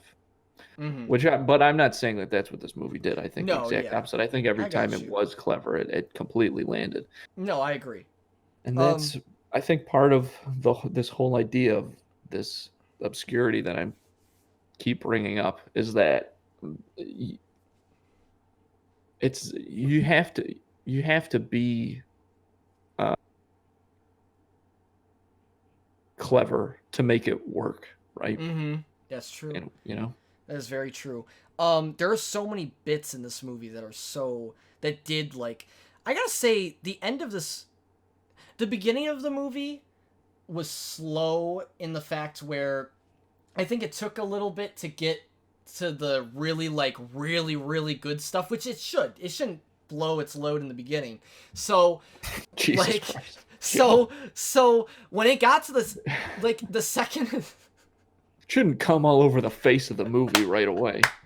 Jesus Christ, some decency. The second and third act of this movie, the third act of this movie, I think, especially, God, the bits just right after another. Like the first act, they like space them out a bit. If I'm trying to, I don't know if you know what I'm saying, but like the third act, it's like one after another. Like they don't even give you breathing room. Like it's so fucking funny. Like I won't even say, I'm not going to spoil anything because this would spoil it, the joke, but there's a crab bit that I lost my mind. That bit made me lose my fucking shit. That was like one of the funniest parts of the entire movie. Another bit at the end, the very fucking end, I can't even say, I want to say this person's name so fucking badly, but it literally is like, and you know who I'm talking about, and we have a history with this specific actor. And shout out to Conspiracy. Yeah, dude, I want them to watch this movie just because of that. I think they would like it. I feel like they'd like the movie without that, but I feel like they would flip out at that part because I know I lost it because I was like, oh my fucking God, like it was really good. I want to say the note that I wrote for it so bad, but I can't because it'll spoil it. But definitely that end part was great. And the last other bit that was obscure that came out to me that I thought was hilarious was the piano player. Amazing. Oh my God. Amazing. That was so fucking funny because it was so good. There's so many people around and they're just not like, holy shit, that was so oh my good. God. This movie, especially the more we talk about it. I love this. I love this movie. Funny. Like I'm basically ready to rate it honestly because we can just go through and like talk about it all sorts of stuff. I know. Also, Damon Wayans Jr. Very small part. Oh yeah. But I'm such amazing. A big fan he of was his. Great because especially like so I just like you see him in I don't know if you're familiar with New Girl, but he's great in New Girl and like. You better get yourself familiar with a little show called Happy Endings, Joe. Have you ever heard of it? No, I haven't watched it. Yeah, well, you got some freaking work to do, Buster, because Happy Endings is really good. As much. Ooh. Oh no. Listen, Listen here, Buster. No, I'm not. I wasn't about to Oh. go off on you, Joe. I was about to go off on a little network called Oh. ABC. Ooh. Bunch of Bigots. bastards, making me Oh as my God. angry as I was at Comedy Central, as I still am. I mean, fuck all those people because they're definitely like have lost With their jobs the now. That was so brutal. I'm with so the sorry. with the But Chappelle stuff or with no. That's oh. no, fuck that. Whatever. I'm talking about a show called Detroiters, which was on Damn. for like 2 years, Fuck Dave like Chappelle, I guess. 4 years ago. No, that's not what I'm saying. But that's I got we you. all know. No, We're all. I got you. Yes. That's like it's a complete. That's a completely different that's- thing. Yeah. Yeah, whatever. I got you. Oh. Just You it's just, said- Happy you said Endings is this, just an yeah. excellent show that was just gotten absolutely fucked and then canceled wrongly. That sucks. And mean, I feel like that happens too Anyone often. out there, just watch it because especially if you like this movie, you'll like that show for sure. That show was in a way ahead of its time, without a doubt. When did it come out? When was it? Like, Oh, Jesus Christ! it, I'm like, gonna have to early look it up because I can't 2000s? even remember. No, it was you know what show was wrongfully? Okay, we'll rate it right after I say this. One Yeah. show. This is completely out of nowhere, but just on that topic of shows that are wrongfully canceled. I remember Pushing Daisies was really fucking stylistically cool, and like oh right. that was a really cool like cult Yeah. show that a lot of people love. I really loved it, and that got canceled. I think a little prematurely. I don't know that show. I agree with you in a lot of ways on that, but I do feel like that one kind of ran out of steam. Maybe you know what I also that might be correct because I don't remember exactly. I don't remember exactly how it ended. I just thought I remember it ending like on like. You know when like a show gets canceled and you don't really get to see the real ending. I felt like that's what happened with Yeah. that show. Well, So- that happened as Happy Endings as well. But, Oh, see that sucks. So Happy Endings, it's from 2011. Oh, So 10 years now. Holy fuck, that's crazy. that's crazy. But that show, if anybody's listening, it's incredible. Adam Pally's also in it, and Mm-hmm. I mean, that guy is like unbelievably I wonder funny. if it's on a Also streaming. an I'll excellent- look it up after. You this, see can. if It's on Hulu. You can watch it on Oh, Hulu. sweet. Well, that's good. So let's rate this really quickly. There's one more thing that I have to talk about because I didn't get to say the reason why I really liked the. I just want to give an example of the camera, my favorite part of production and camera, and that is they did a practical effect in this movie, and it was sick with the tripping scene. Not to spoil anything, but there's a tripping scene. They did a practical effect that was so fucking cool, and all it was with the camera and the table. It was amazing. It was so. It felt very. It was the best. It was the best. Like it was creatively so genius to me. Like you've seen so many tripping scenes. Like holy shit. Like I was ready for them to do the whole like crazy like woo. Yeah. But no, they took a completely comedic and different approach, and I loved it. I thought it was amazing. I think that was so like well done. Again, it felt informed by the characters. Like, how would Barb and Star feel on these drugs? And that's what it was. But that shot you're talking about in particular, Yeah. it reminds me a little of, I want to say, like late 60s, but late 60s to mid 70s kind of thing. It was so But it was cool. Stylistically, it was awesome. I loved it. So yeah, that was my favorite shot of the whole movie, though. But yes, we could just talk about bits throughout this whole thing, so we can't do that. But what are you gonna rate this one? I mean, I'm gonna give it 8 juice boxes out of 10. Yeah. Like, I would rewatch this movie right now. Yeah, I'm gonna probably. It's hard. Production wise, I think. Oh, it's so close. It's between for me a 7.5 and an 8. I think I'm gonna have to give it. I think I'm gonna have to give it a 7.5, just because I think some of the stuff still like, it was really good. I don't know if I would watch this, like, I don't know. This is a movie that'll probably grow on me, though. I bet you will.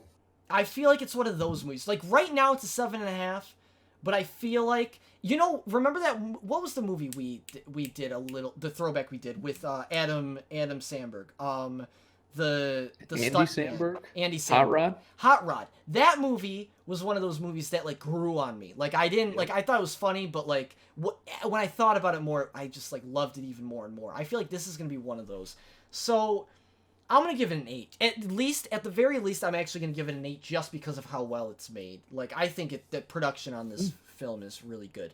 But, and I think it is going to grow on me. But I could give it a 7.5 too, but that's the lowest I would go.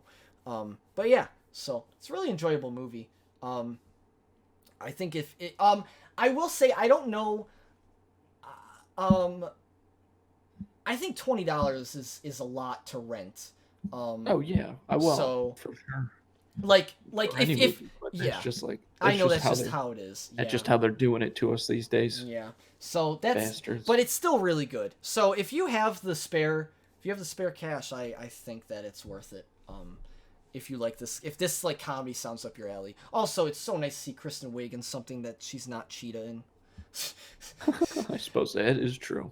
Because like that's the last thing I saw her in, and it's just like, oh my god, this was a nice palate cleanser. Yeah. Such great performances by both those guys. So that's Barb and Star Go to Vista Del Mar. What a great title, Jesus Christ. Yep. Let's get into this next movie, which is crazy that I'm actually even more excited to talk about this movie. Because this movie's just, oh man.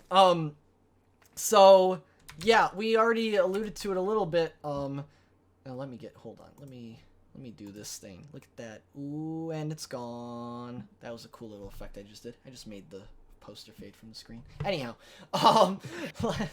let's get into this next movie. The throwback of the week. Jesus Christ. They're called movies, Joe. It's what you went to college for. A picture show. a good old a talkie. A talkie. So let's get into this this next film, 2007, Superbad. Thanks for taking him, Seth. No problem. I can't imagine what you're going to do without each other next year. Evan told me you didn't get into Dartmouth. You going to miss each other? No, I don't miss each other. Yeah, I'm gonna cry myself to sleep every night. Me too. When I'm out partying. Go to school, boys. Bye. Take care of those.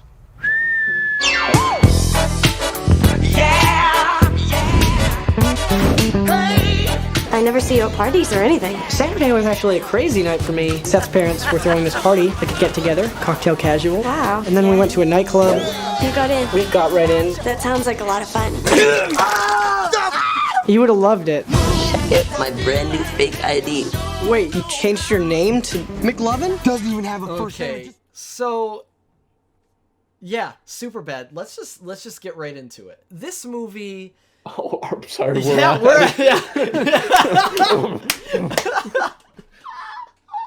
I gotta keep that in. So this movie, oh man, I'm so excited to get into this. Let me get the poster up, just with a ba-bam. I gotta make a call to it every time I do it now, because it's a new fancy thing. Okay. So seems a little show off. Doesn't diminish the effect at all. 2007, starring Jonah Hill, Michael Cera, Christopher Mintz-Plasse, Bill Hader, Seth Rogen, Emma Stone, Martha McIsaac. Those are the Jolo Truglio. Oh yeah. He's so funny. Oh my god, he is. And it's directed by Greg Motola. And it's written by Seth Rogen and Evan Goldberg. Which does Evan Goldberg make an appearance? I don't think he does. Not as far as I know.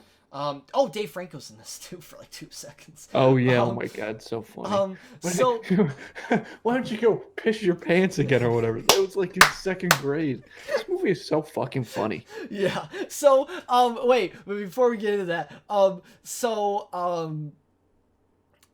it's directed by Greg Motola, which I don't know if I know a whole lot He of his did other Adventureland. movies. I didn't watch Adventureland. I do know of it, but I didn't. And he you know, he's done some like TV and stuff. Then I feel like he directed another movie, but I can't remember. Yeah, that's crazy.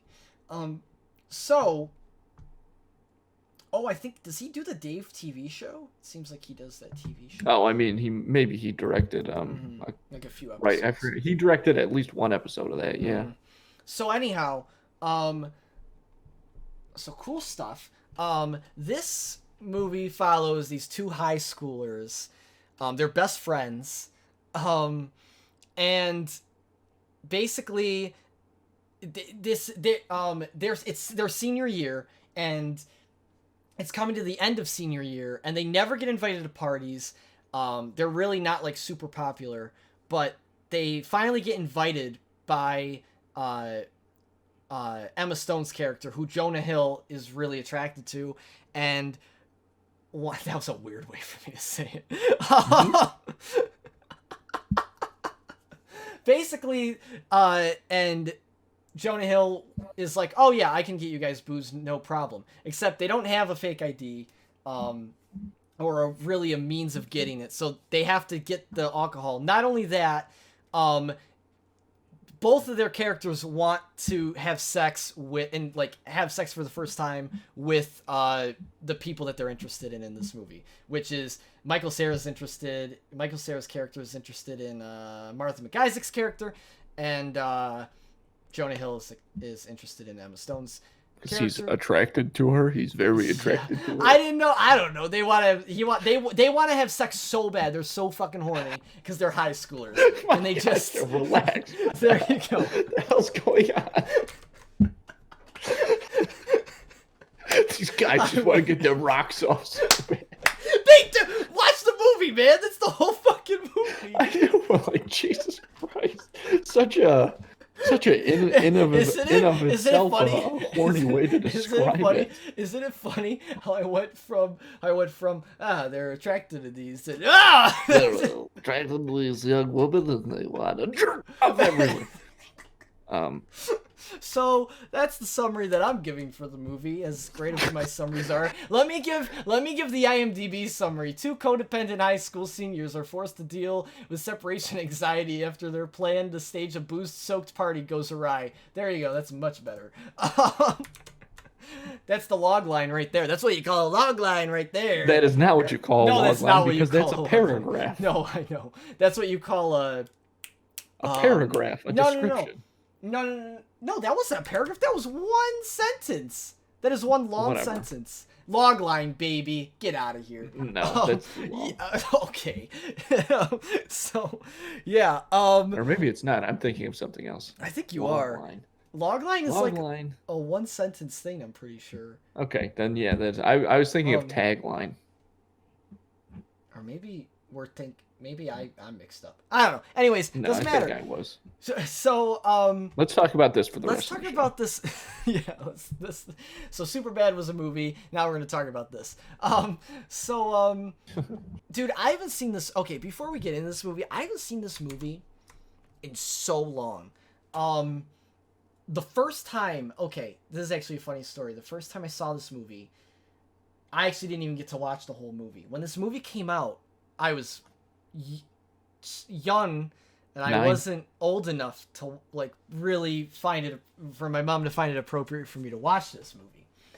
But I was in Las Vegas at the time. We were visiting family in Vegas, and so we were visiting family in Vegas, and this movie just came out.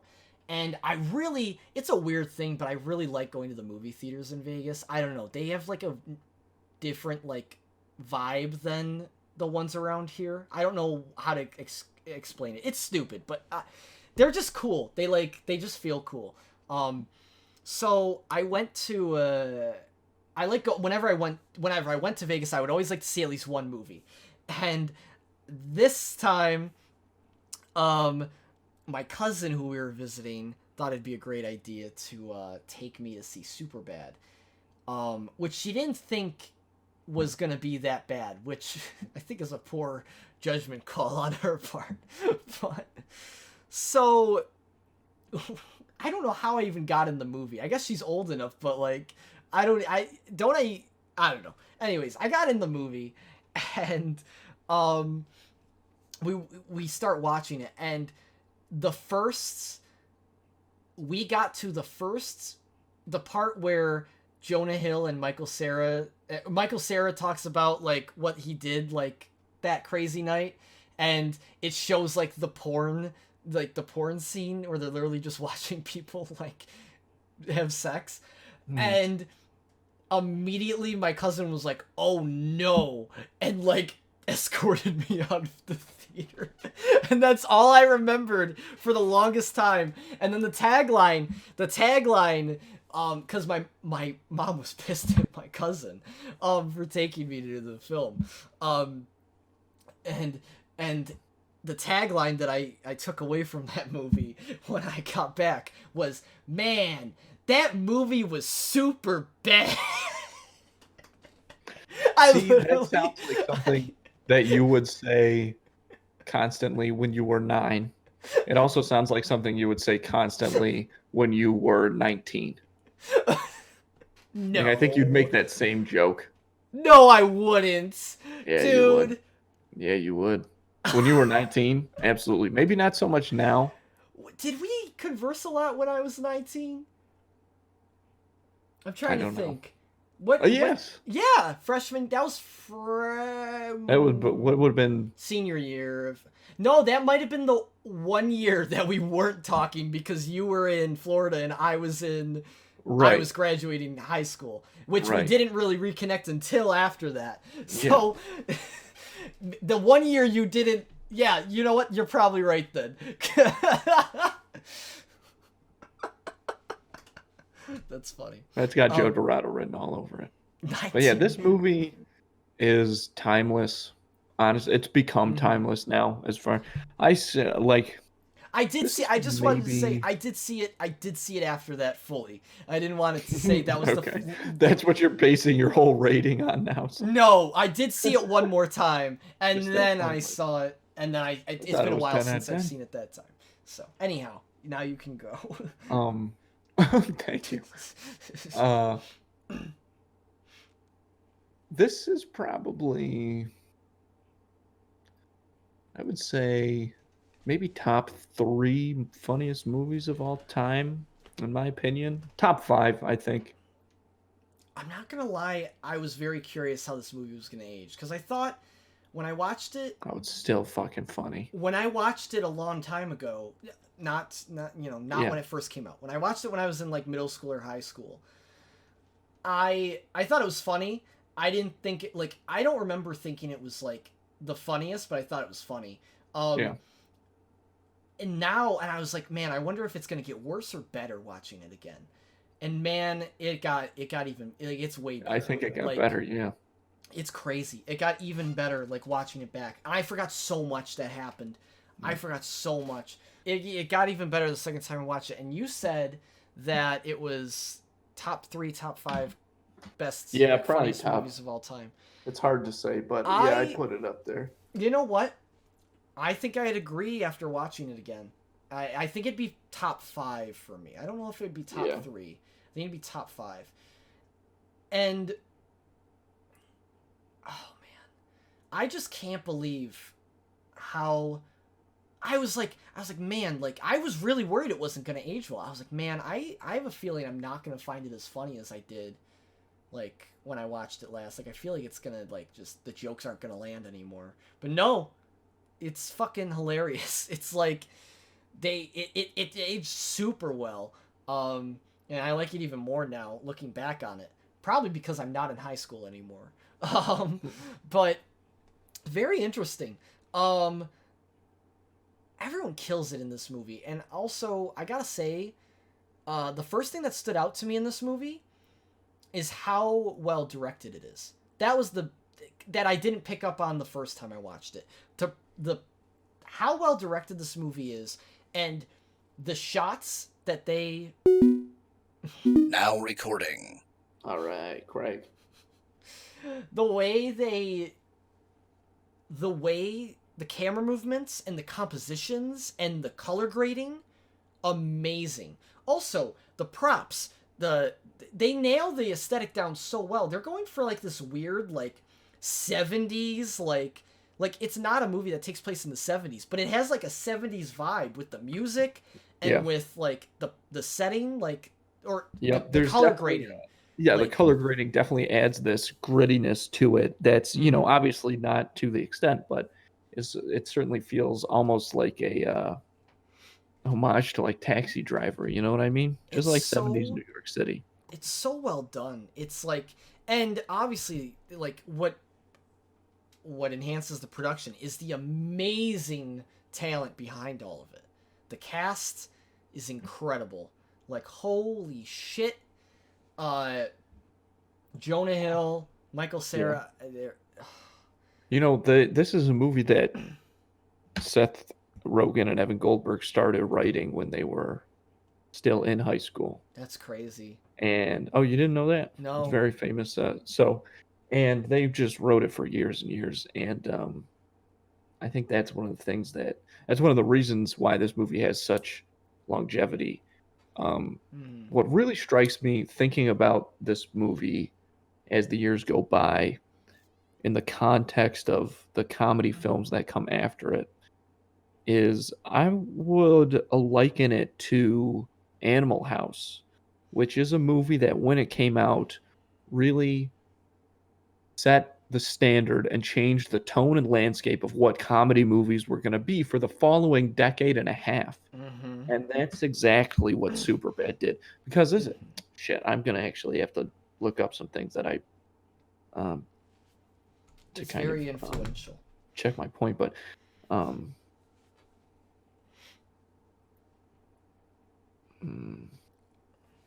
right, so if you look at like even the 40-Year-Old Virgin, which came out just a little just before this movie did. I haven't seen that movie in a while. If you look at that, and then you look at like something like Forgetting Sarah Marshall, which one came out before Superbad, one came out after. I think that Superbad just set this. Now record. It just changed the landscape of what comedy movies were going to be. Yeah.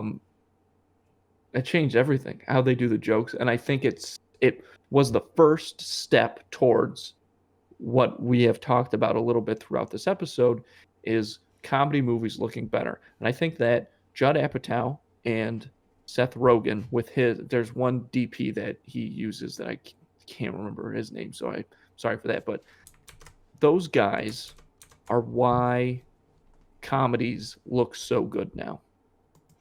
Well, and that's the thing. I think some comedies don't look super good now. That's like I think a lot of them do. Like that Adam Sandler movie that came out a while back. The Hubie Halloween. Like I don't think that was incredibly like shot or anything. But if you look at look at it through the way, maybe it's not as well shot as some others. Obviously, not Palm Springs, which is an excellent example.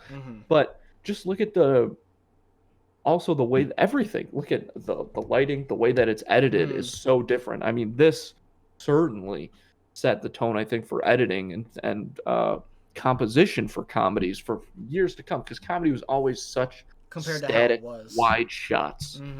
And this is so much more dynamic than that. And every comedy since then has been so much more dynamic than that. That makes sense. Like big blockbuster comedy, whatever. Yeah, it changed the game. The DOP is Russ Alsobrook. Yeah, on this movie, but that's not the guy I'm thinking of. I got you. His name is Nick something. Oh, got you.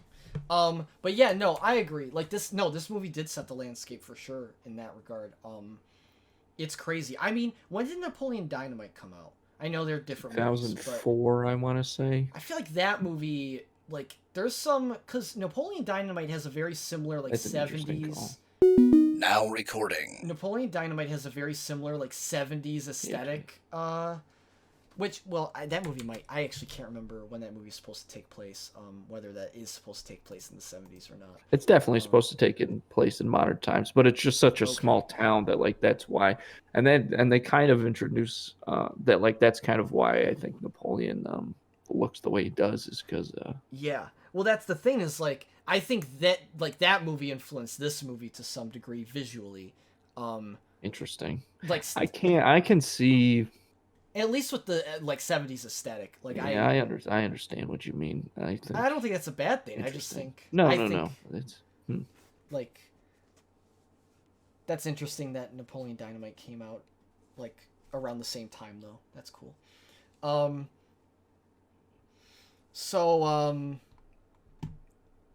Yeah, this movie is just really funny. It's really well written. It's super well performed. I completely forgot, like, I forgot a lot about this movie. And I can't believe I did, because rewatching it, it's like, oh my god, like, some of these scenes are so iconic. But, you know, as played, as you know, as funny as this movie is, and as, like, you know, sometimes,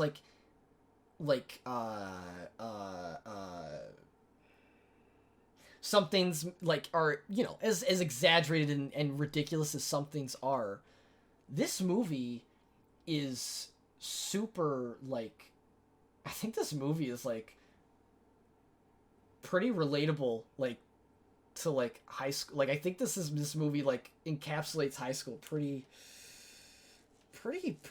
I mean, not like every aspect of high school, but it... Sure. But it's so interesting to look at it, but shit, now I need to look up when this movie came out. But look at it if you compare it to American Pie, which definitely came out earlier. Yeah. Because I think that was, like, I don't even remember. I don't think I've ever even seen that movie the full way through. American Pie. I could talk about American Pie. I have some very interesting... Yeah, so the first American Pie came out almost 10 years before. It came out in 99. And that is, like... You could still see, when that movie came out, you could still see, I think, very closely the influence of Animal House. And because that was what people thought of when they thought of the high school kind of sex romp movie. And this is more endearing, in a way, right? This movie has a lot more heart than I remember it having. Oh yeah. There's a lot to it. It's not just a funny, like, I mean, it's funny. It's funny as hell. But it's more than that. It actually has, like, there's weight in the script. Yeah. Like, what the characters want is not what they're dealing with. Exactly. Right? So, because if you look at American Pie in particular, what they want in that movie is to have sex. What they're dealing with is how to have sex.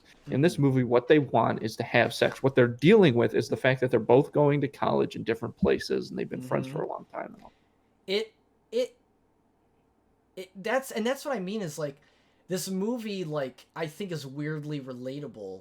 I mean, maybe not even weirdly. Like, and like I said, there are exaggerated elements, obviously, for this movie, but it doesn't detract from the movie at all. It's just, as exaggerated as some things are, it's still, like, the way it's written and, like, with the characters, it's still pretty relatable. And it might not seem that way at first, because when the movie starts, like, before it gets into, like, kind of the meat of everything, you could, like, it doesn't really seem super relatable. And then once it gets into, like, delves into that a little bit more, and that conflict, it like gets, I don't know, like you really start to like, and that's the point, like you really start to connect with the character, specifically Jonah Hill's character, who I feel like is so well written because I think everyone knows someone like Jonah Hill's character. I feel like everyone has that friend in some way where at some point in their life, whether they're still like this or they were like that, they like so self-centered, very like just very self-centered, and like that I guess that's like his main trait like for most of the movie. But go ahead. I just wanted to touch on that. But I was gonna say is, but the growth, but not only is that part relatable, but you know, it's not, he's not just that the whole movie. Like they give him depth, which is important. That's and that the thing. And he gets so relatable, and you actually like you don't dislike his character because he has that element to him. If he was just self-centered the whole time, which in the beginning he kind of comes off like, oh, I don't know if I really like this guy. Like he's funny, but you don't know if you like him. But as it goes on and you know, pull back his like facade a little bit, yeah, it gets really, really, that's when the movie gets like his character like has a lot going for it. Sure. So there's a lot there that I really think brings the movie to his character and Michael Cera's character, but mainly his character, and it brings it to the next right like level. And that's here's the thing is that with the character Seth that Jonah Hill plays, as selfish as he is, they do basically like in like one of the first couple scenes immediately establish that he is a loser. So that kind of brings forward this idea that his selfishness and his raunchiness, I guess, all comes from a place of insecurity. Whereas going back to American Pie, if you look at a character like Stifler, that guy is just surface. Very funny still, but that guy's just surface. And that's all what makes this movie so much better than a lot that came before it, was those added elements. And you know, I think it probably helped that Seth Rogen and Evan Goldberg were still in high school when they started writing it, but there's definitely something to be said that they were willing to be so introspective in it and honest with like who these characters are that they put themselves into in some aspects, for sure. Just the language. The language. The language they use is very like accurate, I think, for how high schoolers like can talk. I don't think that every element that they have in this movie is like, you know, relatable, at least to my high school experience. It still has some of the tropes, like everyone is obviously like not high school age, like everyone's older. But that's like, you know, that's funny. And so there's that trope, and then there's also what's it called? I can't remember what I was gonna say now. It had something to do with and the whole partying. Like, I know there is partying in high school. I don't know if it was like how it's shown in this movie. At least not the high school I went to. I don't think ever had. Maybe I just wasn't at the right parties. So I think those two elements were a little exaggerated for high school. But other than that, like, and that's not a bad thing either. I'm just saying, like, those are the only parts that I think, you know, they take their liberties with, which is completely fine. But everything else, I think they get really like well done with the depiction of high school. Yeah, again, because there's an earnesty to it. Yes. You know? Yep. Because it's not, because it goes beyond the surface. Like, I think, you know, maybe initial thoughts, maybe for everybody, but I think certainly for some folks that would be writing movies, if they're older, if they're not the age that Seth and Evan were when they wrote this, Mm-hmm. they would just kind of go with that immediate thought of like, oh, everybody's kind of, horny and wants to party and try drinking and drugs and sex and stuff. And then you go deeper. And that's what we're saying, I guess, about this whole movie, is that it just goes deeper while still being just so freaking funny. And the lengths that they go to, that's kind of where that exaggeration does come into play, is the length that they go to achieve these things. It's so good. But still, like, and in those moments, particularly when they go to that one party to steal alcohol. Oh, that one, yeah. There's a lot of tension in that scene, just in that whole sequence, like just across the board. There's a lot of tension, so it's still funny, but it is still kind of goofy. But their stakes are high. And you can tell that, you don't know what's gonna happen, right? Like, you don't know if these guys are they very well could be like actually harmed in those, and I think they all do. The movie just does a good job of establishing these possibilities right from the get. Mm-hmm. Well, that's crazy too, is like this whole movie has stakes. Every scene has stakes. And the funny thing about it, the thing that makes it so funny, is that these instances are so like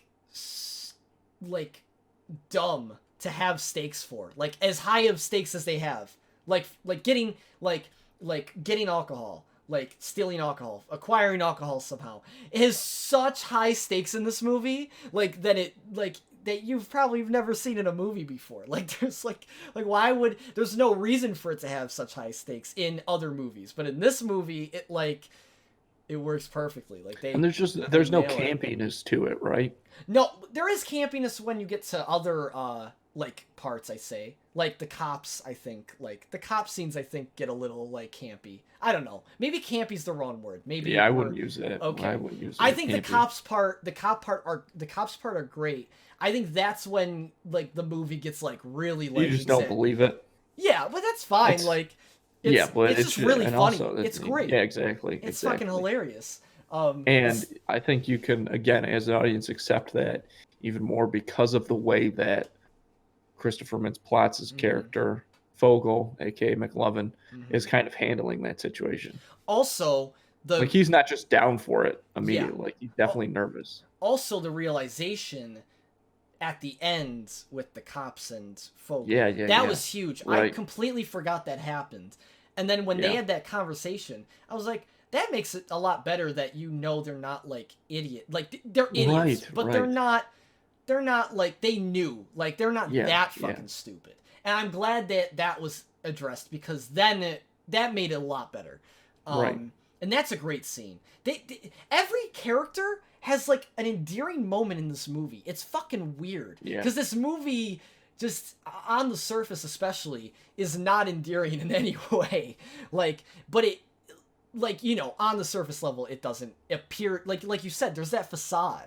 It's masked by, they say that they want just to have sex and do drugs. They're kind of wearing the cloak of your typical high school movie, but underneath is this really complicated emotional story. Oh, it's great. That's also insanely funny. I gotta say though, I'm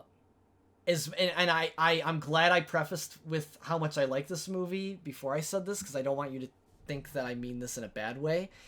This movie is one of the hardest to watch movies I think I've ever watched. I think you would hate watching this movie with me, because I can't control how my reactions are just so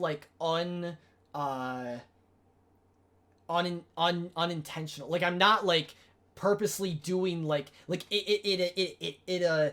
what's the word, I instinctually just do these reactions out of my control. I can't help it, because this movie makes you so uncomfortable in so many scenes, and it's supposed to, and it's great. And I get way more uncomfortable than other people when it comes to these kinds of movies. That's just what happens. And I accept that. I still think it's fucking hilarious, but holy shit, some of the scenes in this movie, I was having the worst time getting through. I just get so secondhand embarrassment. So much secondhand embarrassment for the characters in this movie. It's fucking crazy, man. I'm like, oh my god. But it's so funny. Like, it's so well done, and it's so well written. And that's definitely the point of it as well. Like, it's supposed to be so fucking awkward. Like, that's what adds to it being so relatable to a high school experience. Is, like, high school is fucking awkward. It's fucking messy. It's fucking, like, there are small things in this movie that, like with Jonah Hill's and Michael Cera's character, where they're like, where they do something and they immediately regret it. They immediately, like, have that, like, why did I, like, and I know other movies have that, but that is something that this movie captures so well, and with the awkward moments specifically that happen. And, I don't know, it's just, this movie captures that feeling really well. And it just reminded me that, like, damn, like, not that high school was a better time, but high school was a much simpler time. Doesn't mean it was better, but, like, high school in a lot of respects is a lot simpler, in my opinion. It brought me back to that. It's very interesting. I really like this movie. It really connected to me in a lot of ways, and yeah. Also not in a lot of ways, but in a lot of ways it did. I don't know. It's really well done, man. It's really funny. Is across the board. And like I said, I think that its influence is still being felt, and perhaps we're actually starting into a turning point for that. But that's a conversation for another time. Anyways, I think that we've talked about it enough. I do want to. You got one more thing to say? Yeah. Or a couple more things? Go ahead. Whatever you got. Well, I just really quick. I have one more thing to say, and then I want to ask you. I didn't mean to rush you. No, you're good. And I just want to ask you a question. So for me, so I'll say this thing first. My favorite camera instance in this whole movie, it stands out to me a lot, is how the camera movements when they're on the bus.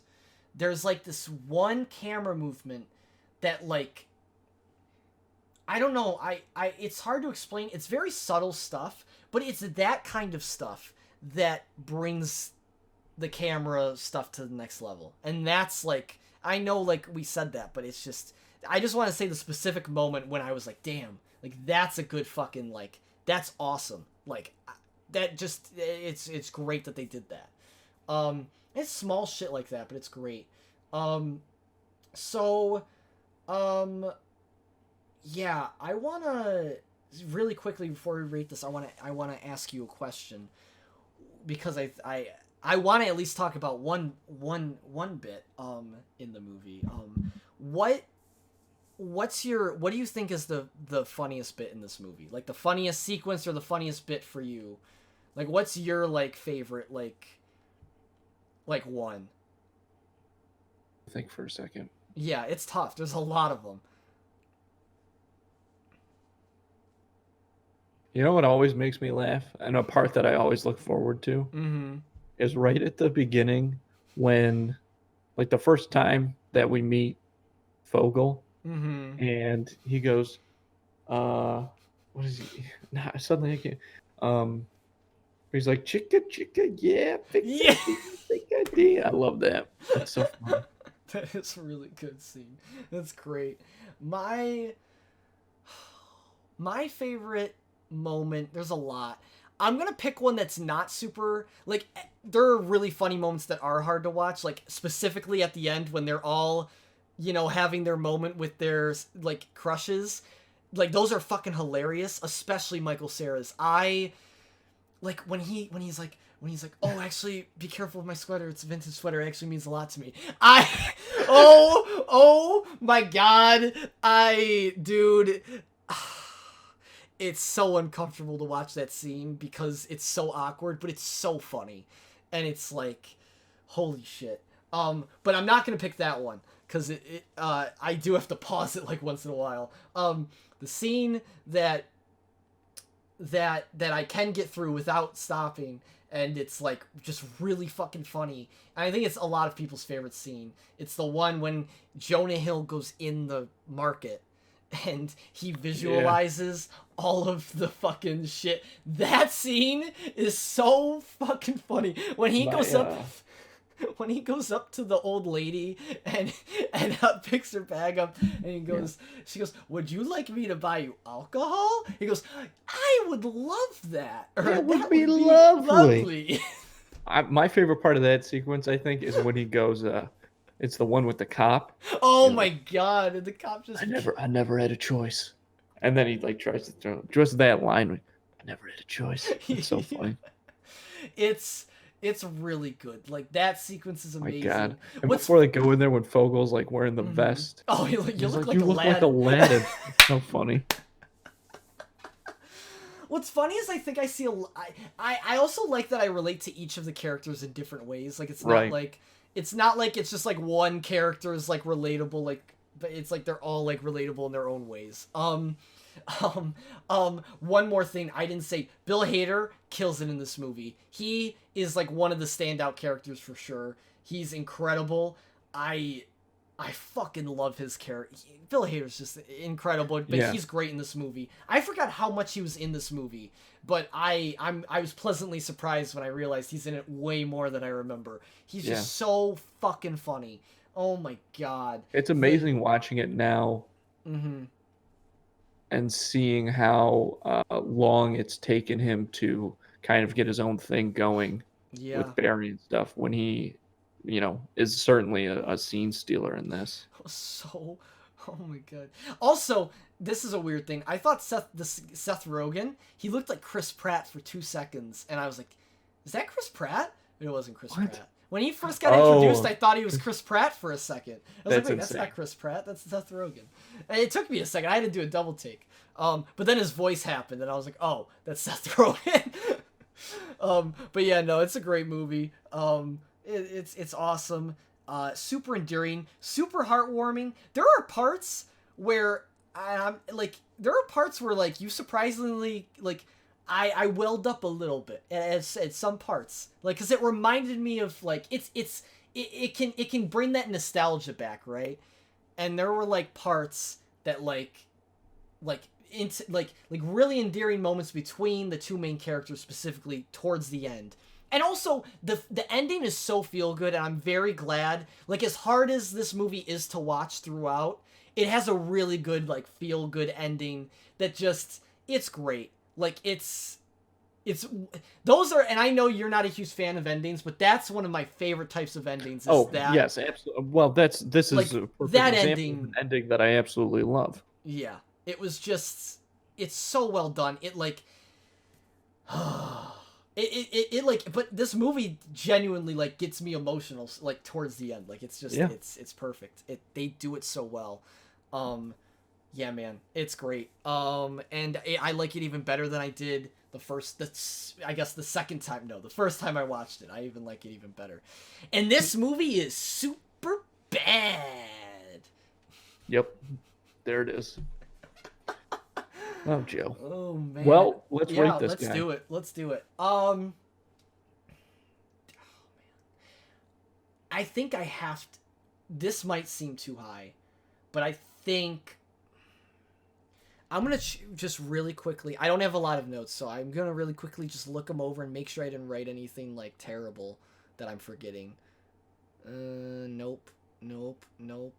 Other than it being hard to watch, but that's, like, the point. And also, I'm right, that might just... that's like a me... I understand. I don't have as high of a tolerance for, like, that kind of stuff as other people do. Yeah, so...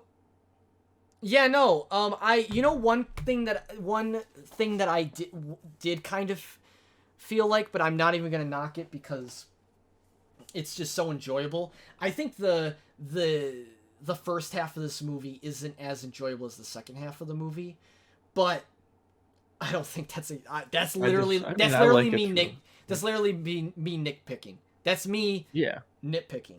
So that being said, I'm gonna give this movie 10 juice boxes. Wow. 10 juice boxes.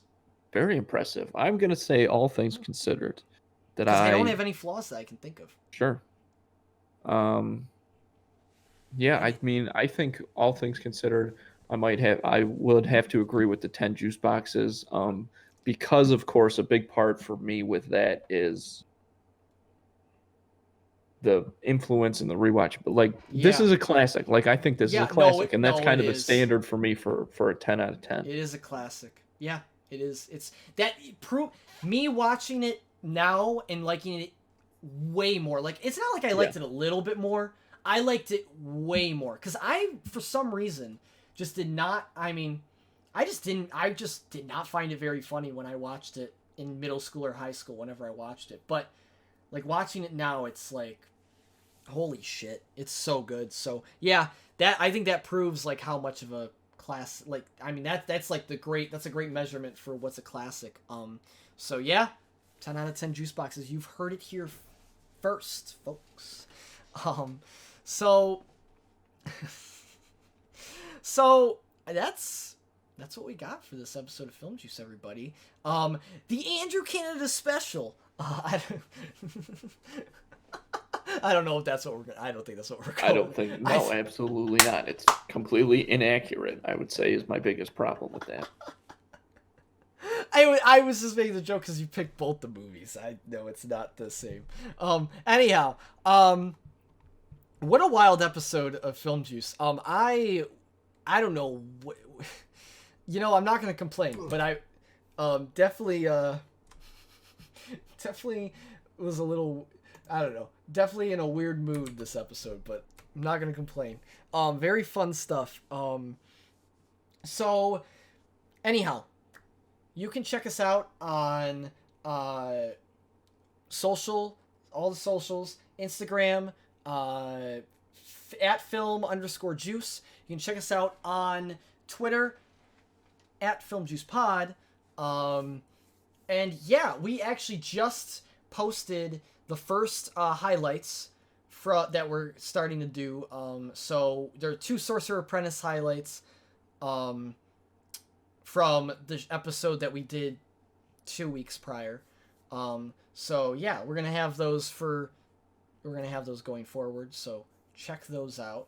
And yeah, and also watch party stuff is happening. Should we announce that now or should we wait? We don't have. It's gonna happen when this comes out. I guess you're right. Be happening later this week. Yes. I assume. Yes. It's gonna be on either Friday or Saturday of the week that you're listening to this. So yeah, cool stuff. Yeah, so, you'll see it on our Instagram. Yeah, and stuff. That'll be fun. I'm pretty sure the movie that got this, we did it between Shutter Island and Ghost Rider. The movie that you voted for at home. Yeah, Ghost Rider got picked on both polls. It was pretty close I was actually surprised. I thought it was going to be like one blows the other out of the water. It was pretty damn close. So that was cool to see. It was interesting to see that people also like wanted Shutter Island, because I had a feeling that Ghost Rider was just going to blow it out, but it was closer than I thought.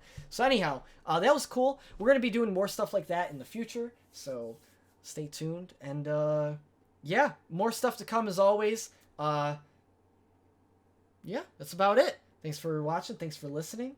And as always, I'm your host, Joe Dorado. And I'm Andrew Canada, and we'll see you next time at the movies.